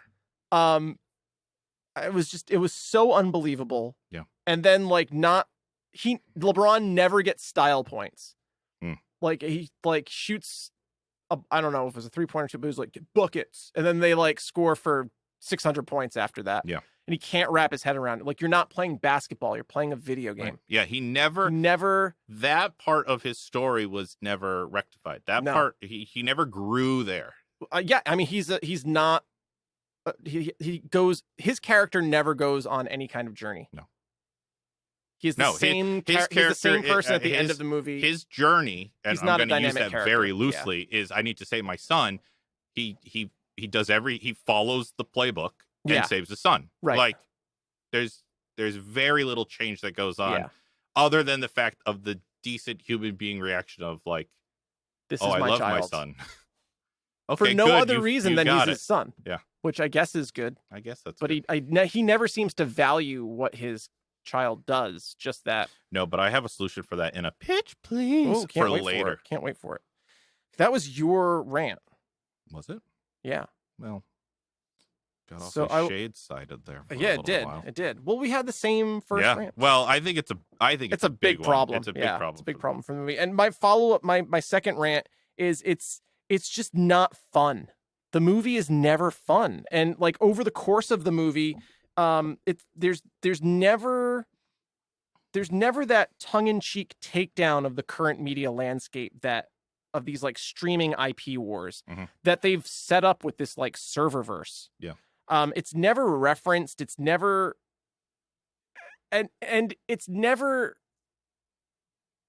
arguably only the Looney Tunes are capable of doing that in a Warner movie. That's literally what they were created for. Yeah. They were always subversive. They were always tongue-in-cheek. They poked fun at war, at the Depression, at politics, at media, at advertising. They always poked fun at those things. And the Looney Tunes themselves are not fun. Yeah, they've been like declawed. 100%. Yeah. They're just not. They're present on screen, but they're not present as characters. They're just not there. Yeah, they're visually there, but their characters are very lacking. And the whole movie instead plays like one long infomercial for HBO Max. And again, even the colors that they use are like oddly the HBO Max colors. Sure. Yeah. Yeah. Now that you say that. Yeah. I won't say the whole movie, but yeah, the serververse aspect of the movie. Yeah. And again, I really think that comes down to just the flip of between this is LeBron's problem that he has to solve versus this is a Looney Tunes problem that they have to solve and they get Michael. Yeah. How do you flip it? I don't know. That's not my pitch, please. Well, I mean, I think an easy fix for this movie is just like there's kind of a rule in cinema that the twist comes in the first 10 minutes of the movie. Oh. Like, so whatever you set up in the first, like you introduce the problem in the first 10 minutes.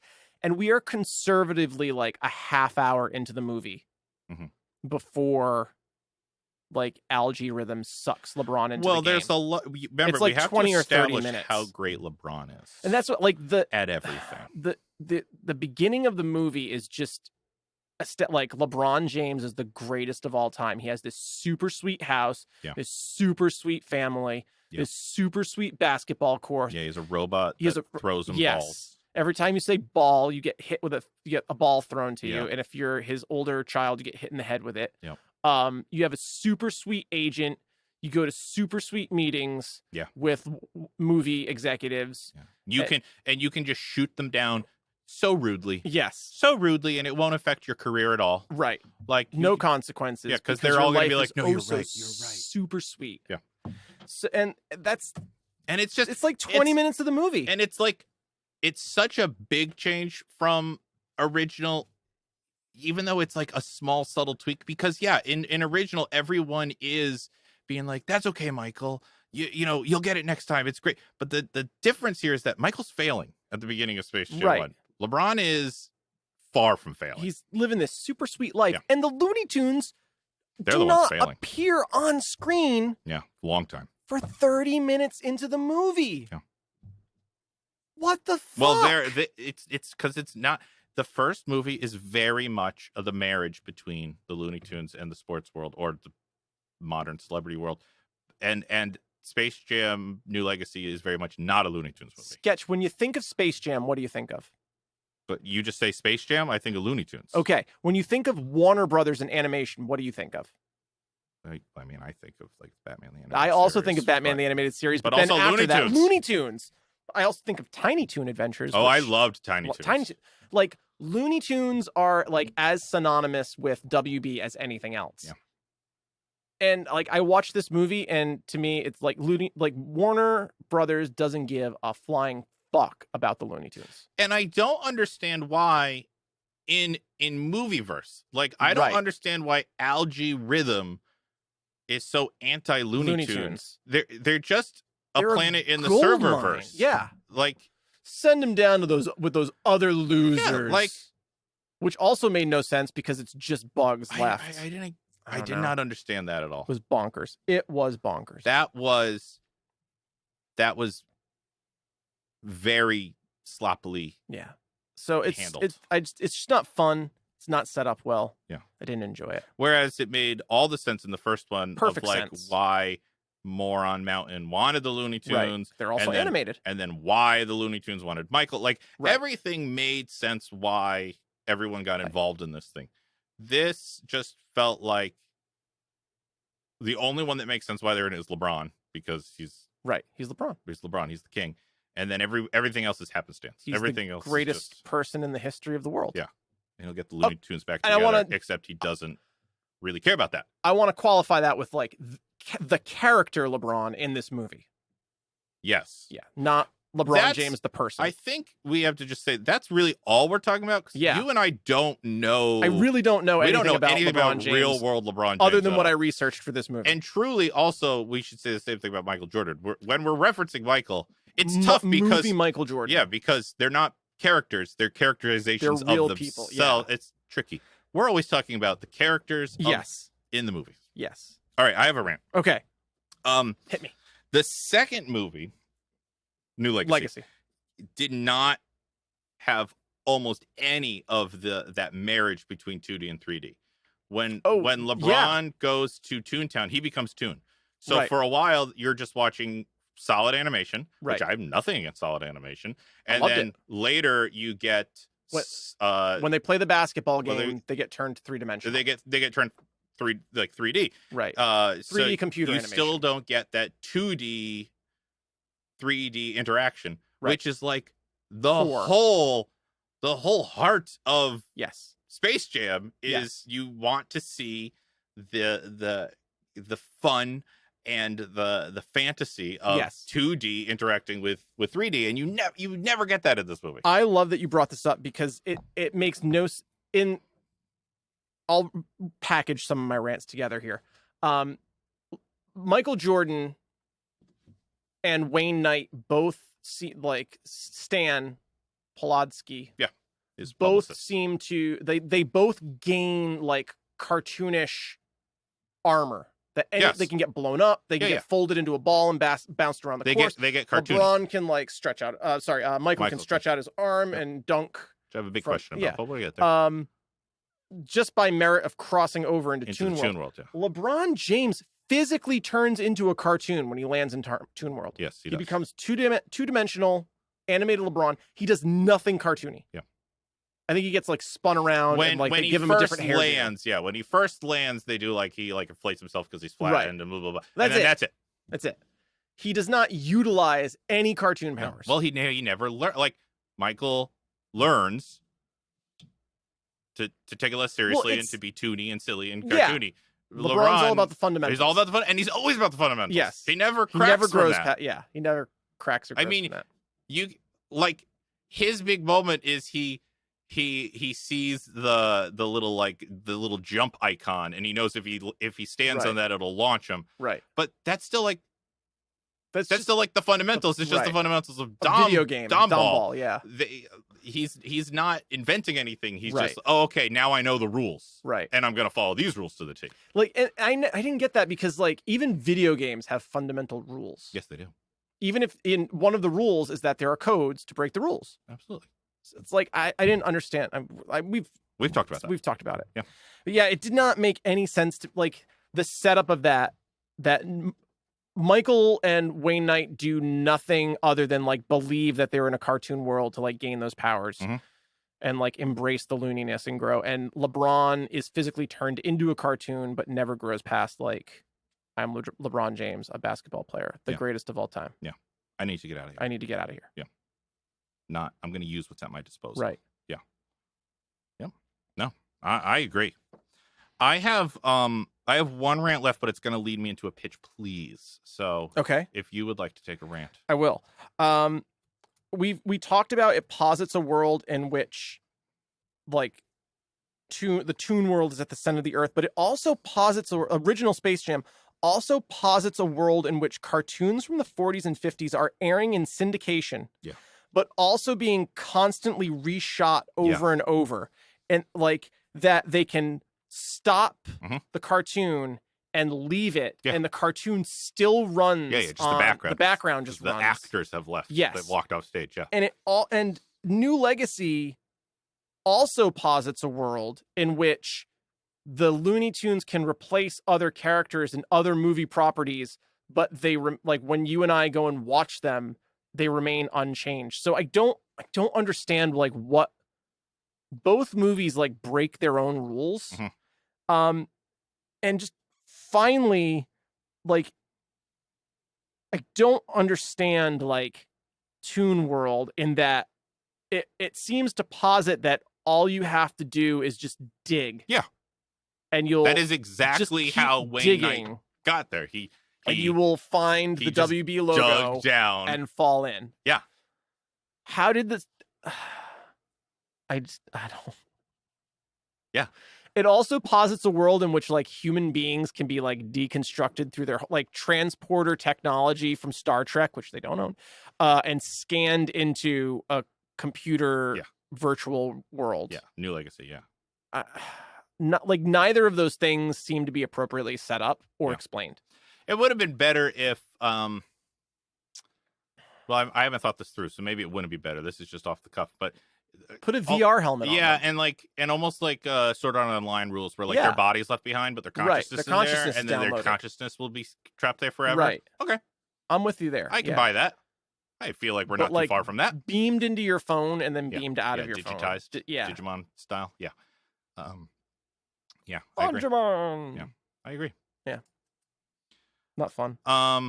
Do you have any more rants? Because this I is my do. big one. I I have my big one. Okay. I'll give you my biggest, most egregious rant, in my opinion. Go ahead. So I have. Oh, do you want me to do another rant? Well, I just figured I'd end with Pitch Please. Oh, sure. Yeah. Okay. So my biggest rant. So I think I can fix. I have other ones, but I'm rants. just going to let them go. Okay. I've grown as a podcaster. Have you? I think so. Okay. Lola Bunny. Okay. Lola Bunny is my biggest rant, and there is a lot of Lola Bunny controversy out there. People are complaining about how Lola Bunny is drawn in Space Jam versus New Space Jam. Okay. Whatever works for you. If you find cartoon bunnies community? The furry community is kind of out in upset, uproar. Okay. Sure. That is not my Lola Bunny rant. Like, whatever your opinion is on that is fine. Yeah, you do you. You do you. That's what they were talking about in this movie. Yeah. You do you. I didn't have a problem with how Lola Bunny is drawn in the new Space Jam. Nope. She seemed more like a basketball player, which seemed to fit with me. Uh-huh. So and an Amazonian. Yeah, that was great. Lola Bunny's whole character, as I understand it, is that she is a sports star. She is good at the sports. Or at least basketball. At least basketball. Basketball appears to be her thing, and also she is athletic. Yes. To become an Amazon warrior, which I thought was the only Easter egg thing. She's the most physically adept Looney Tune. Yes. Before Lola, there really wasn't a physically adept sports-oriented tune. Yeah. I mean, they're cartoons, so they're all clumsy and silly. And so, her thing, as I've understood it, except for Speedy, I guess. Speedy is... And I guess Roadrunner. Roadrunner. But she has good hand-eye coordination, can play the game of basketball, did not, that. That's how she's set up in the first movie. Mm-hmm. Lola Bunny scores a combined 10 points between both movies. Yeah. That is just fucking unacceptable to me. Yeah. If you want to be outraged about something about sexism and patriarchy in movies, forget how she's drawn. Sure. This character's whole identity is basketball. Based around basketball and athleticism. Mm-hmm. Bugs Bunny scores 422 points between both games. Yeah. Wile E. Coyote scores 1,000 points. I loved Wile E. Coyote. That was fucking brilliant. But Lola Bunny scored 2 points in New Legacy and 8 points in the original game. And the score in the original game is much lower. It's 60. They win by 1 point. It's more of a. They do win by 1 point, but it's 68 to 67 or something like that. Yeah, it's a nail biter. That's just egregious. It's bad writing, it's bad storytelling, and it is unacceptable. And I want a third Space Jam movie, and goddamn it, give Lola Bunny her day. Yeah, I agree. I mean, I do think when you justice for Lola. When you see the scores, in my mind, the majority of the scores have come from Michael and Lola or LeBron and Lola. Right. But yeah, you're right. You don't see them. I mean, you see Michael score, you see LeBron score, and you get one Lola score at each of them. And then the issue is when the other tunes start scoring, it's because they're being loony, and Lola doesn't really get loony. Lola is not loony. Her thing is that she's athletic. She's strong and mighty and powerful. Don't call her doll. Don't call her doll. Do not do it. That's her looniness. She gets the fire behind her eyes and stuff like that. Don't call me doll.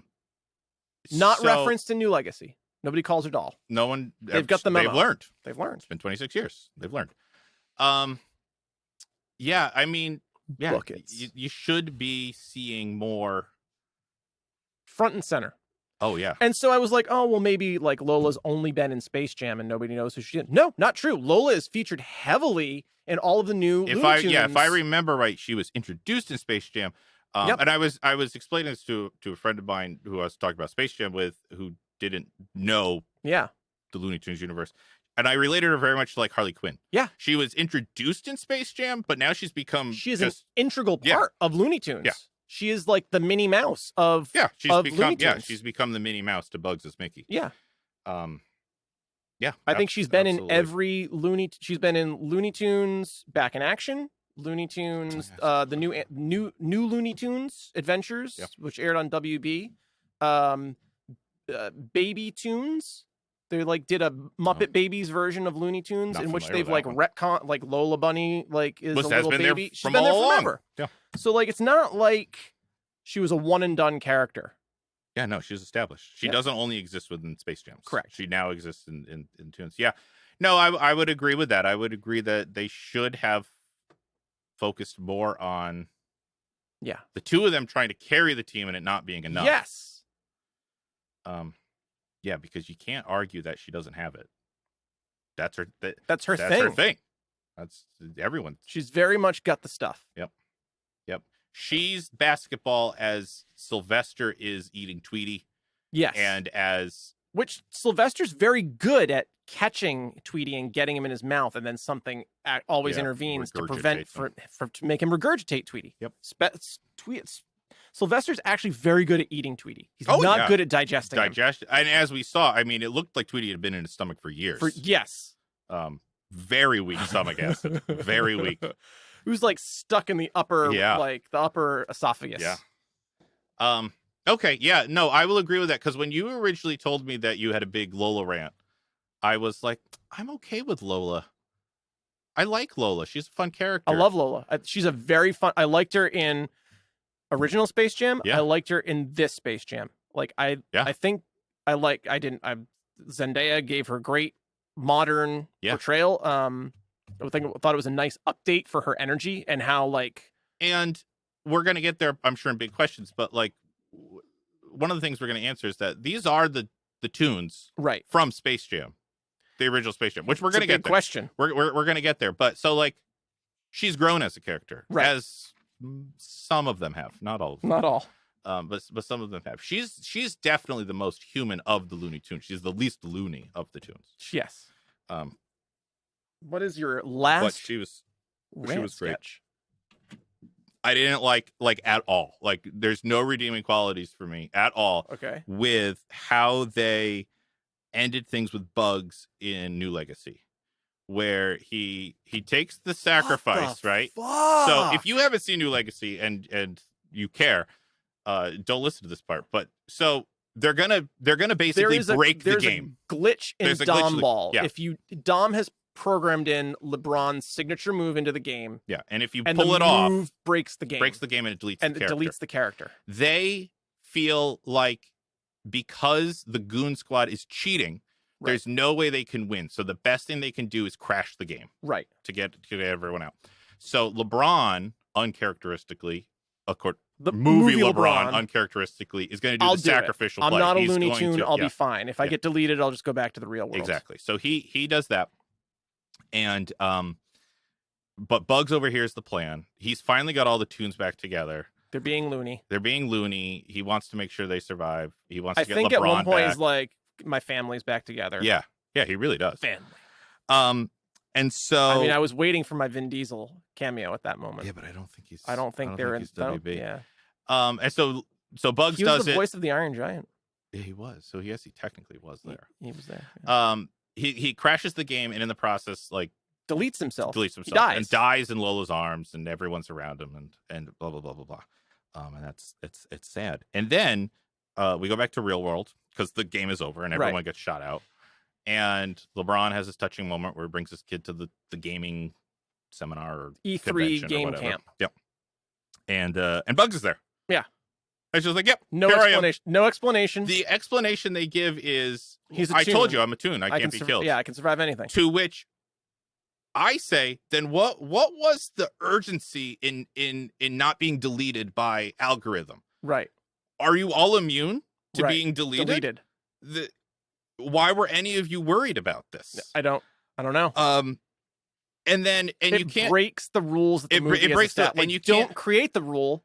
Yeah. If you don't want to, and it also because at first my mind likes to give benefits of the doubt and likes to find answers. So my first answer was, okay, it's the glitch. The glitch shot him out. Right. Instead of deleting him, it shot him to the real world. But then he's like, I got all my friends with me. I brought all the tunes with me. Yeah, we're gonna live in your house now. They didn't glitch, so they have a way to leave the serververse and just they just like tunnel through. Yeah, underground. They come out of the golf course in Chicago. So and then they like took a bus to LA. That pissed me off. That That was like so cheap and so lazy and I so agree. sloppy. Yeah. And I have the easiest fix. Okay. The easiest fix for this. It's now time for Pitch, Please. The easiest fix is, and it's right there in the movie. We Okay. barely have to do anything. Have Dom bring Bugs back before they leave the game. Yeah. Dom was there when Algae Rhythm undeleted his character. Right. And Dom is adept at all of this technology Just stuff. bring Bugs back. And have LeBron see, oh my God, look, my son Is the greatest coder of all time. and he's bringing back this. Okay, so now Bugs gets a sacrifice. Yep. It's meaningful. It's meaningful now because it's an established death, and the only reason that this works out in the end is because it's the perfect combination of Bugs willing to sacrifice himself and Dom being there, Right. Not LeBron being there, Right. Dom being there, and his son computer having skills. value Yeah. and meaning, and also some like LeBron finding value. Yeah. Yeah. That's how you fix it, and it's Strong agree and sketch. the part that's so frustrating about that is it's all there. Yeah. All of it's You there. don't have to work hard at all. You need a 1 minute sequence It of would be Dom like Chekhov's video Yeah. game code. It was It was right there. right Yeah. there. Yeah. And it's, you talk about egregious. That for me is the Yeah. egregious, like that you had all the pieces and you were like, he just shows up. Fuck you. Meh, Fuck you. Doc. Like, Bugs Bunny, in my recollection, after he says "What's up, Doc," doesn't like just keep calling people Doc either. no, it's usually just his opening. Yeah. Yeah. It just, the whole movie is just Chomps on a very carrot that comes out contrived of nowhere. and So and derivative. let Dom bring back Bugs. that would have Fixed it. fixed it. That would have fixed it. It would have given Dom a little bit more. Would have been LeBron, given LeBron a little bit more Yeah. to see his son do that, and then Well, I mean, what another fix would have been like for the tunes to lose, Mhm. like just spitballing flat here. out lose. Yeah. They flat out lose. They all get deleted. Dom takes over the serververse and deletes Algae Rhythm Mhm. and brings them all back. Yeah. Is another, which is also right there. Yeah. He can bring them all back. He's like, Algae Rhythm has given him control of the serververse. He showed him how to make the upgrades. Yeah. And take control of that.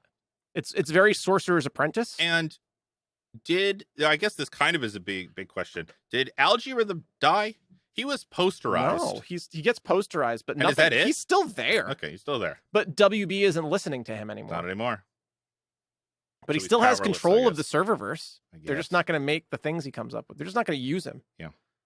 I mean, I guess a sequel to this could be like Algae Rhythm Skynet sending video games constructs to the real world in a Terminator-esque, Yeah, and then like and post-apocalyptic then LeBron world. and Dom have to get the tunes to come fight them. Well, it could be like Arnold in the Tunes. Oh.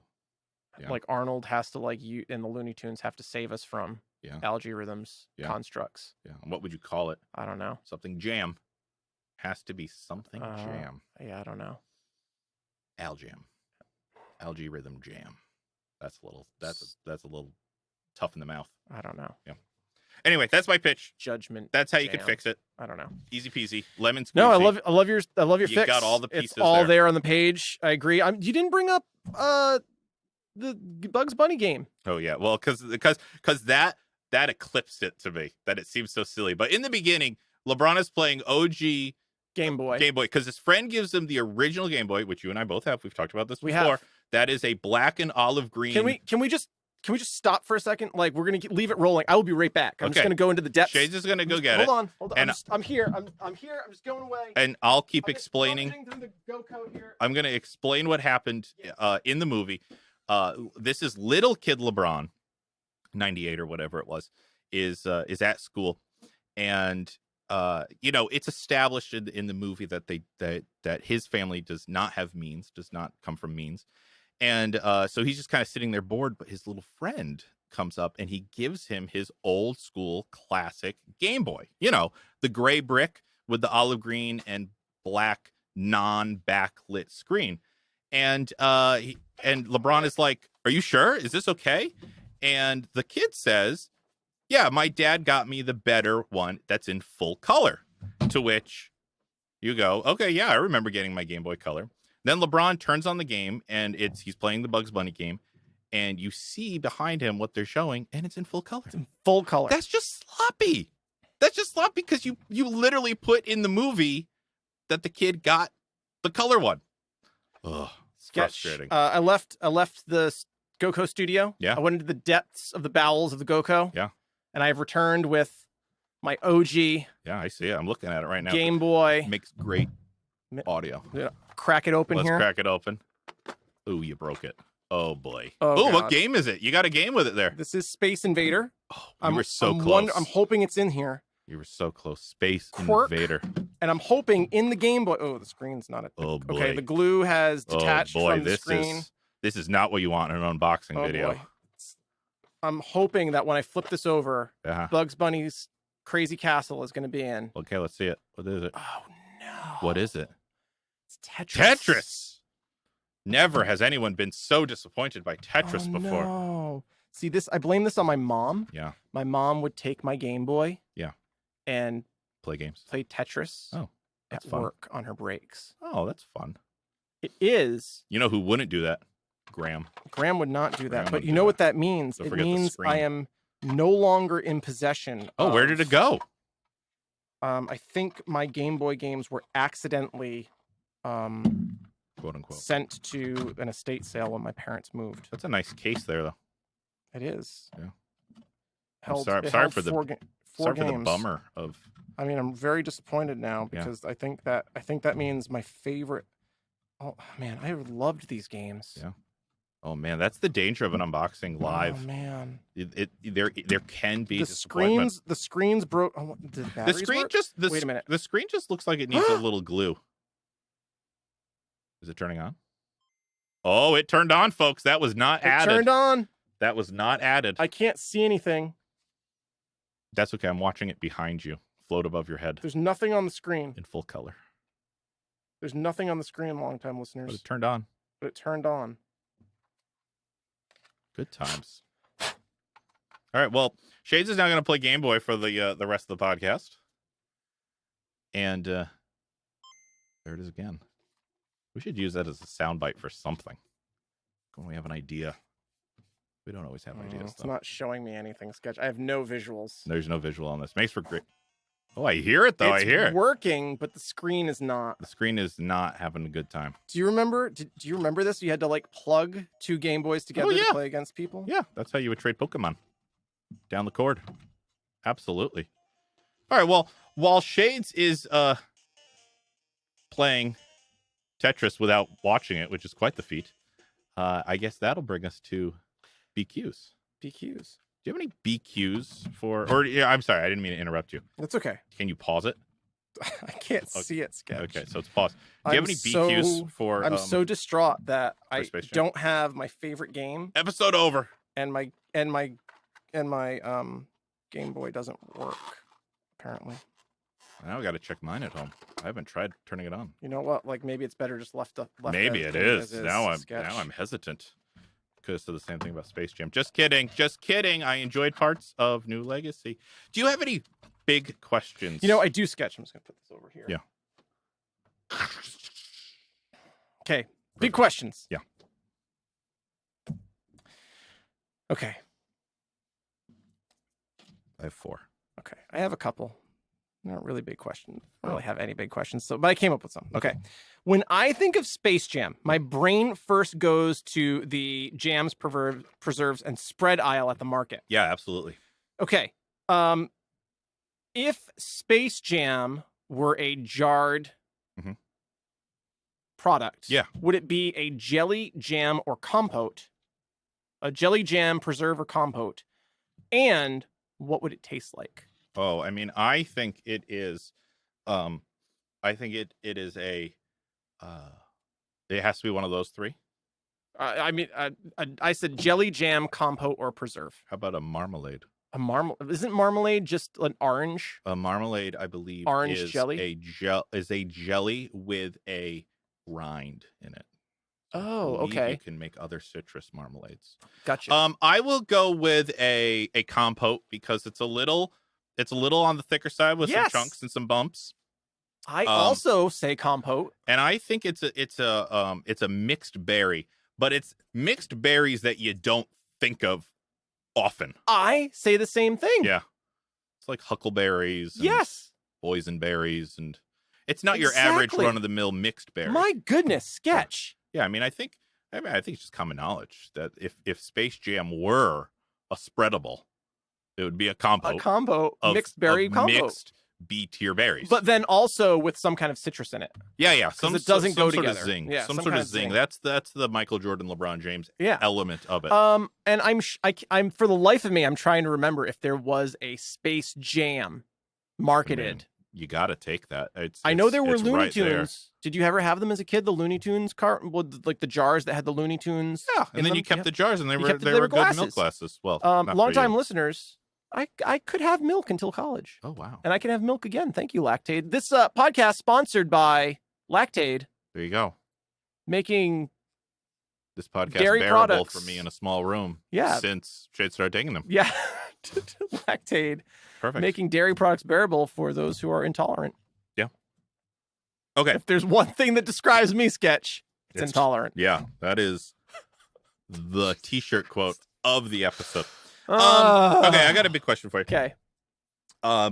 How does it take Michael Jordan seeing I forget his name, Wayne Knight, flattened into a pancake to realize that he himself, Michael Jordan, can do tune things? Yeah. When Monstars have folded him into a ball in a horrific looking configuration. That effect was very good. Yes, it was, but it was upsetting. It was, yes. Intentionally so. He is Rocketeer folded in half and crumpled into a ball. And then dribbled around and passed around. That happened to him already. Yeah. But it takes Wayne Knight getting flattened to go, wait a minute, I have tune physics? Yeah. Was it a concussion, perhaps? Possibly. Yeah. From being dribbled? Yes, from being dribbled. That he lost that memory. It's possible. Okay. That's the A. To my cue. I mean, I don't have a good answer for that one. Yeah. It's definitely a MacGuffin. Yeah, it's a MacGuffin. Because the movie has to end with him doing his signature spread eagle slam dunk. Yeah, he believes he can fly. The quote unquote Air Jordan. Yes. That's how it has to end. It has to end that way. Yeah. Yes. Because he is Michael Jordan. Michael Jordan, the greatest. His airness. Yeah, his airness. Yeah. Yep. Also, a big rant from. Going back to rants again. But just like when Michael Jordan leaves Toon World. Yes. Just like peace. Gotta go. Yeah, he just leaves. No. Wow, it was like great to get know you guys. This is awesome. Nope. Come visit me. It was just like later. Yep, he just leaves. He has to get to a baseball game. I believe that's Michael Jordan. That was Michael Jordan. I believe that. Was it. He had to get to a baseball game. Okay. Big question. Uh-huh. Okay. Yeah. Oh shit, just left me. Oh, okay. No, I got it. Big question. There it is. Compo. Did the original Space Jam game take place? Yeah. That's what we got to get to the bottom of. That's what the LTLs have listened to this podcast for, to figure out. They both reference and seemingly have no knowledge of the 1996. Okay. And you can say that it either happened as a game within the confines of the serververse. Right. That like it was like it happened in the movie. Yes. Or it was a movie that was made that like exists in our world. There are only two possibilities. The possibility is either that the events of 1996 Michael Jordan Space Jam actually took place in quote real world, and that's people who are the aware tunes of it. are. Yeah, like players actually lost their talent, and all of that happened out in the real world. Right. And people saw a spaceship land at the Barron Stadium. And the little Monstars are still Looney Tunes now. Or the other possibility is that Space Jam, just like in our real world, does exist as a movie. Right. And the entire serververse encompasses everything that WB owns. Right. Therefore, Space Jam the movie exists in the serververse. there is no possibility that Space Jam just doesn't exist. Didn't happen. First 96. So the question is, did it happen as a movie that exists in the serververse, or Right. did it happen as events in this movie? But LeBron Yes. seems to have no knowledge, No recollection of either a movie being made, yes, or the events taking place, Yes. that it was a game. So, And yep, but the tunes yes, seem to have no knowledge of, we've done this before. We know how to like win a basketball game. Mhm. We've done this. Mhm. But also, wink, like wink, we do. we've done this, and like his airness. Yes. Like they are both consciously aware, but also have no understanding of how to play basketball. My answer to your big Q is a definitive, this happened in the real world. Not a movie. The game happened in the real world. Yep. Okay. Space Jam happened. Those players lost their Not talent. a movie. It's not a movie. All aspects of the real worldness, though, of it was covered up. Giant government cover up. Okay. Men in Black style. Gotcha. Which is why, like, Wait, is Space Jam a prequel to Men in Black? I believe it is. Holy shit. Now it is. Retroactively, it is. Does Warner Brothers own Men in Black? No, it's Universal. It's Universal. Because there is no world in which I would believe that, just like it's hard to believe that LeBron doesn't know anything about video games, there's no way that a kid growing up to become the world's greatest basketball player wouldn't be watch aware of that. Yeah. Space Jam. Right. Because he was a kid. He was the target demographic. In 1996. Yes. He was a target demographic for that movie. Yes. Seeing as he has no knowledge of Space Jam, the movie, the only other possibility is that this actually did happen in 96. The real world is largely unaware. And then the tunes, I think two things are going on with the tunes. I think the other tunes have moved on. So I'm taking bugs out of this equation. Yeah. The tunes have moved on. They've kind of lost a little bit of what it is to be a tune. They forget that aspect. It's like one of those things that happened in our life, but I'm past it now. Okay. Kind of a thing. So you can remember it, but it's not forefront in your mind. Bugs, on the other hand, I feel like there are times in the movie where he's trying to get LeBron to play Tooney, and LeBron just keeps shutting him down. Yeah. Like he does say, like, LeBron even says at one point, like, out there you can be as loony as you want, but when we're in this court, it's my rules, and that's it. Like he shuts Bugs down. The greatest constantly. athlete Yeah, he's the of king. all time. So all of this evidence leads me to believe very strongly that Space Jam New Legacy deposits a world in which the events of Space Jam, the original Space Jam, happened in our world. Okay. Has been covered up. And there you go. Okay. That's my answer. All right. Thank you. Is it definitive? For me, it is. Sure.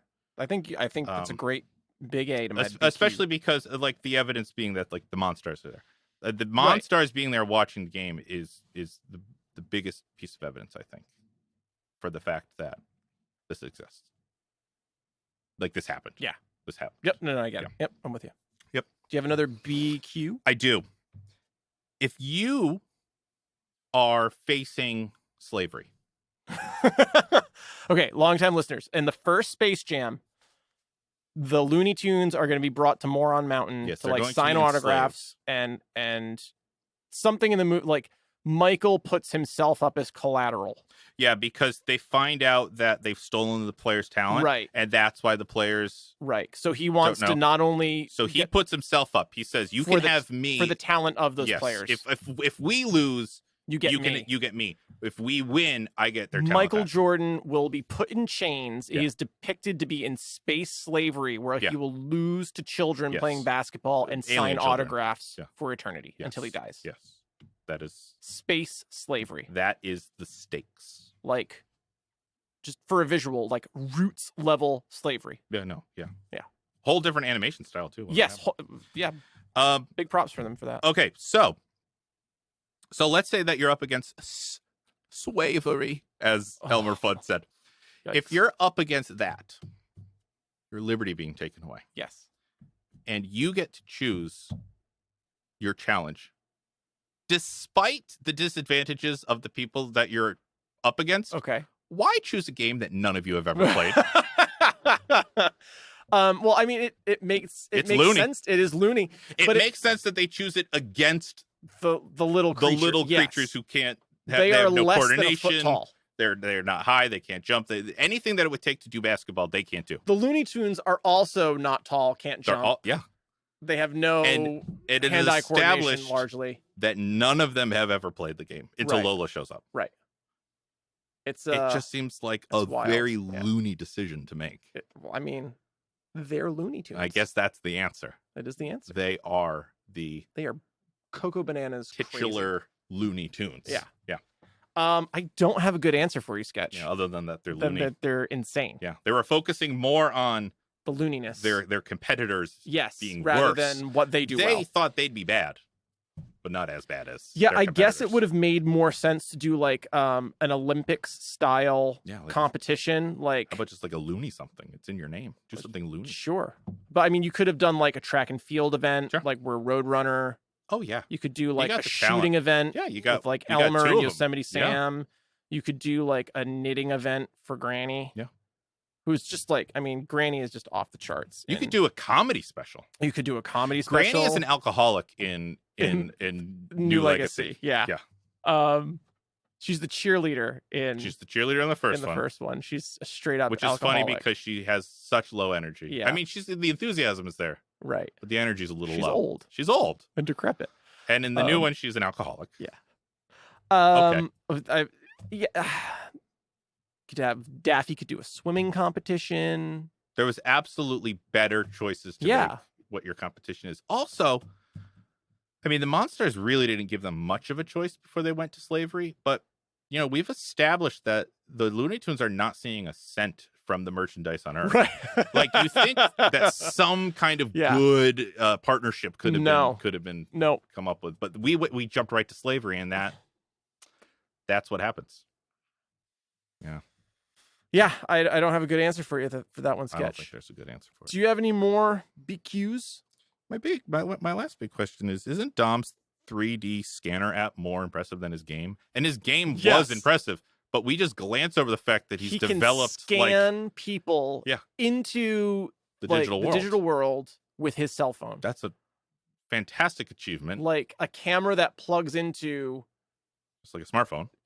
It appears to plug into like the 3.5 millimeter jack on an Android because Apple has eliminated those, and can scan people into the digital world. And at first I thought that was just personality a technology that exists in this world, but then Algorithm is like, you made this. Yeah. That's amazing. I feel like that should be what he's selling more than Domball.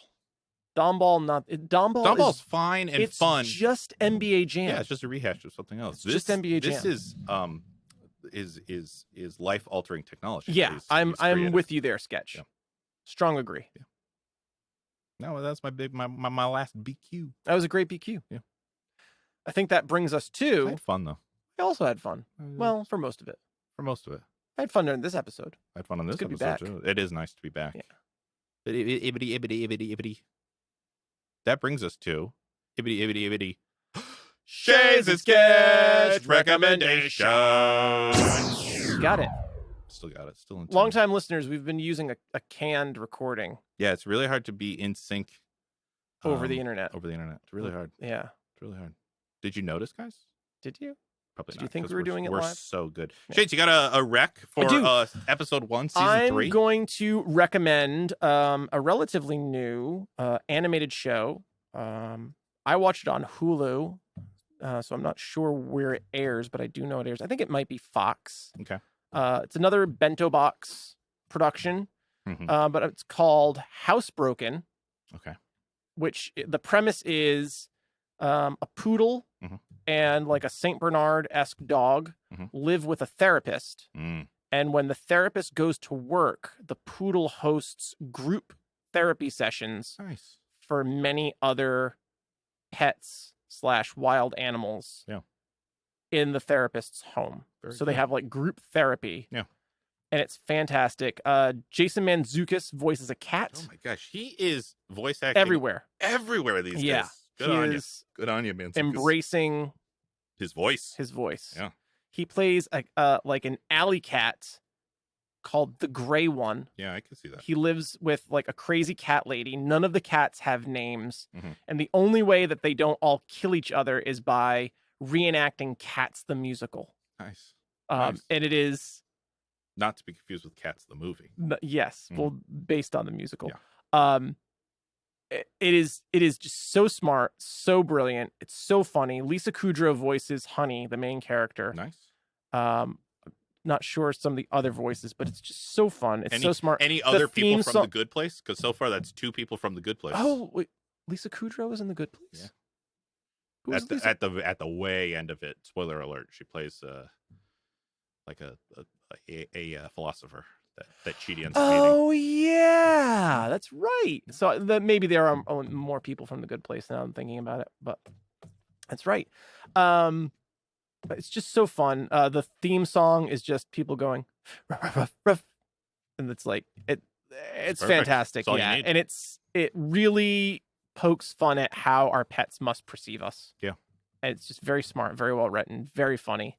It's not necessarily my sense of humor. Elise really likes it, but I can't deny that it's laugh out loud funny. Good. And outrageous. I watch it on Hulu. I think it airs on Fox on Mondays. 'Cause we watch it on Tuesdays. Housebroken. Television. Housebroken. I enjoy Animated it. Check it pet out. Therapy. Very good. Yeah. Not where I thought we were going with a recommendation. What do you think I was going to No, write? I didn't have an idea about it. Oh, okay. I would have I never wanted to do guessed something animated. Never would have guessed animated pet therapy comedy show. Oh yeah, it's great. Wouldn't have put those words together. It's great. There's a service dog in the group who's who's just like an emotional service dog, and other dogs are always like stolen valor. Let her actual like service dog, like assistive dogs. Yeah. And there's like a rivalry between Honey and the service dog as to who can be like more effective to run group therapy. Oh yeah. Oh, I could see that. Yeah. It's great. Yeah. The Saint Bernard just keeps eating things and pooping them out. Yeah. That sounds. There's a raccoon Nice. that like has tiny little hands. Yeah. What do they call it? They don't call it a raccoon. I forgot what they call it. Anyway, it's funny. There you go. And I enjoy it. Broken. Housebroken. Very Sketch. good. What do you got? All right, my recommendation is a Netflix special that perhaps you've seen, perhaps you haven't, but Bo Burnham, Yes, the comedian Inside. / musician. Yep, the Inside special. If you are unaware of this, so Bo Burnham is a young comedian who focuses mainly on musical comedy, and he had taken some time off of comedy for mental health and wellness. And he was just about to come back to do live tours, and then pandemic. And so what he ended up doing for Netflix instead was he created a comedy special completely on his own in his apartment. He obviously wrote all the music and performed all the music, but he did all of the lighting and the editing and the filming of the entire thing, completely one-man show. And not only do I find it incredibly funny, but it's really interesting. It's really well done. Yeah, too. It's really well done. It's almost like a documentary of what it was like this past year to be alone in your home and inside, and kind of if you're someone who took on like a big project, the kind of the monumental weight of that thing on your shoulders. So as funny as it is, it's also really introspective, and it's really kind of can get mental at times, but I was both entertained and wildly impressed. It made me feel really inadequate as a musician, creative. Oh yeah, because he actually produced this thing. He actually got it. Well, just to the level to which he produced and created it. I mean, it's it is amazing. This might explain a few things about my creative pursuits. No, but yeah. So other than the fact that I think it's funny and the songs are catchy and it is funny, fan flippin' tasket. Strong agree. It's really interesting. It's so unique in that it can only exist as a byproduct of pandemic. This shared experience that we probably all had. Couldn't have done it without pandemic. Yeah, exactly. It's another one of those little silver linings. Yeah. So it's really, I think, it's a bit of a, we talked about artifacts earlier. It's a little bit of an artifact of what this pandemic did to us collectively. So yeah, I would highly recommend trauma we've all been through. Yeah, checking out Bo Burnham's Inside on Netflix. And if it gets a little too deep for you, there are all the other Bo Burnham specials are on there that aren't quite so psychological as Inside sometimes gets. If it's not striking your fancy, you can choose one of those instead. But I recommend Inside this episode. That's fantastic. Yep. A strong agree. I stand behind that recommendation. You get my endorsement, Sketch. Thank you. Taking anything from Space Jammy Jam? You know, I am. I'm just gonna leave this one. Wow. I'm not taking anything with me. Are we not taking anything anymore? You can take whatever you want, but I'm not gonna take. I want to leave Space Jam. I want to leave the nostalgia of Space Jam intact. Yeah. And I don't want anything from Back in Action. Or not, sorry, Legacy. We still haven't seen Back in Action. Sorry. I don't want to I don't want anything from Legacy. Okay, well, I mean, my thing comes from the original. What are you going to take? I would like the talent stealing basketball. It wasn't the basketball that stole the talent. They like turned into They ooze. used it. Yes. They used it to store it. They used it to store it. The talent storing basketball. I guess it's like a USB drive for talent. You know what? I'll take their spaceship. Spaceship was take the spaceship. It wasn't bad. The one from the original. The original. Yeah. Not Marvin's. The Cadillac. Not Marvin Martian's. Yeah. Well, Marvin's spaceship was kind of lame. And he needs it still. He does. But, I'll take the spaceship. There you go. Spaceship. One spaceship and one talent storing. Put it in the hangar. Basketball. Yeah. Guys, did you think I was going to bring a sports ball? Didn't think so. Didn't think about that, did you? It's not going on the mantle, I'll tell you that. No.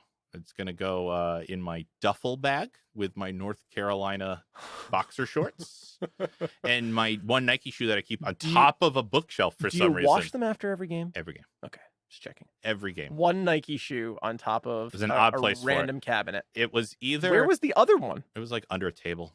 So bizarre. Everything else was very neat in there. Yeah. So it makes me feel like the kids were playing with them or something. And I don't know. Tossed the shoes up there. I feel like they were like a random pair that like he had not worn. Because like you got to imagine those would have smelled pretty bad to be on a table. Or like wearing them like outdoors for games. Maybe shoes in this universe just spontaneously appear and fly upward. And that's why you really see them tangled in power lines. Oh, maybe. I think we just cracked that one too. Solved. We cracked a lot of cases this episode, guys. Thanks for joining us back for season 3, our big debut back, our big post-pandemic party of season 3. Post-pandemic party. Season 3. Season 3. Yeah. Is that the official name of this season? Of this episode. Sure. At least. Post-pandemic party jam? Everything. Was this a party jam? No, this is a party compote. Oh, right. Yeah, this is a party compote, folks. I'd like to think, and maybe I'm being optimistic, I'd like to think that for everything from now on will be post-pandemic. But maybe that's being a little too optimistic right now. Let's hedge our bets on that one, Sketch. So I'm not going to say that officially yet, but I will say that this is a party compote. I got a news alert in the middle of this episode that might put a pin in that. Great. This might not age well when this episode comes out. This episode comes out. But hey, it was the optimism of Space Jam. It was Anything's Michael possible. B. Jordan giving me a pep talk. Yeah. Thanks for potting with me, Sketch. Thanks for potting me in person. Yeah, thanks for sticking through the dark times. Yeah. As we could call them. And thank you, LTLs. For sticking with us. I hope we brought a little joy to you. We're back. We're back in earnest. Yeah. We have lots of fun things planned for this season. Yeah. We have some deep cuts. Deep dives coming up for you. We got some Halloween on the horizon. Yes. Some Christmas on the horizon. We got some good stuff coming up. So happy to be back. Happy to have you here. And we'll see you next time. If you'd like to take a more active role in supporting Geeking Out, visit us at our website, shows.acast.com/geekingout. You can email the show at gowithshadesandsketch@gmail.com or contact us through Facebook or Twitter. Geeking Out is a production of Tree Cave Creative, LLC. All rights reserved, 2021.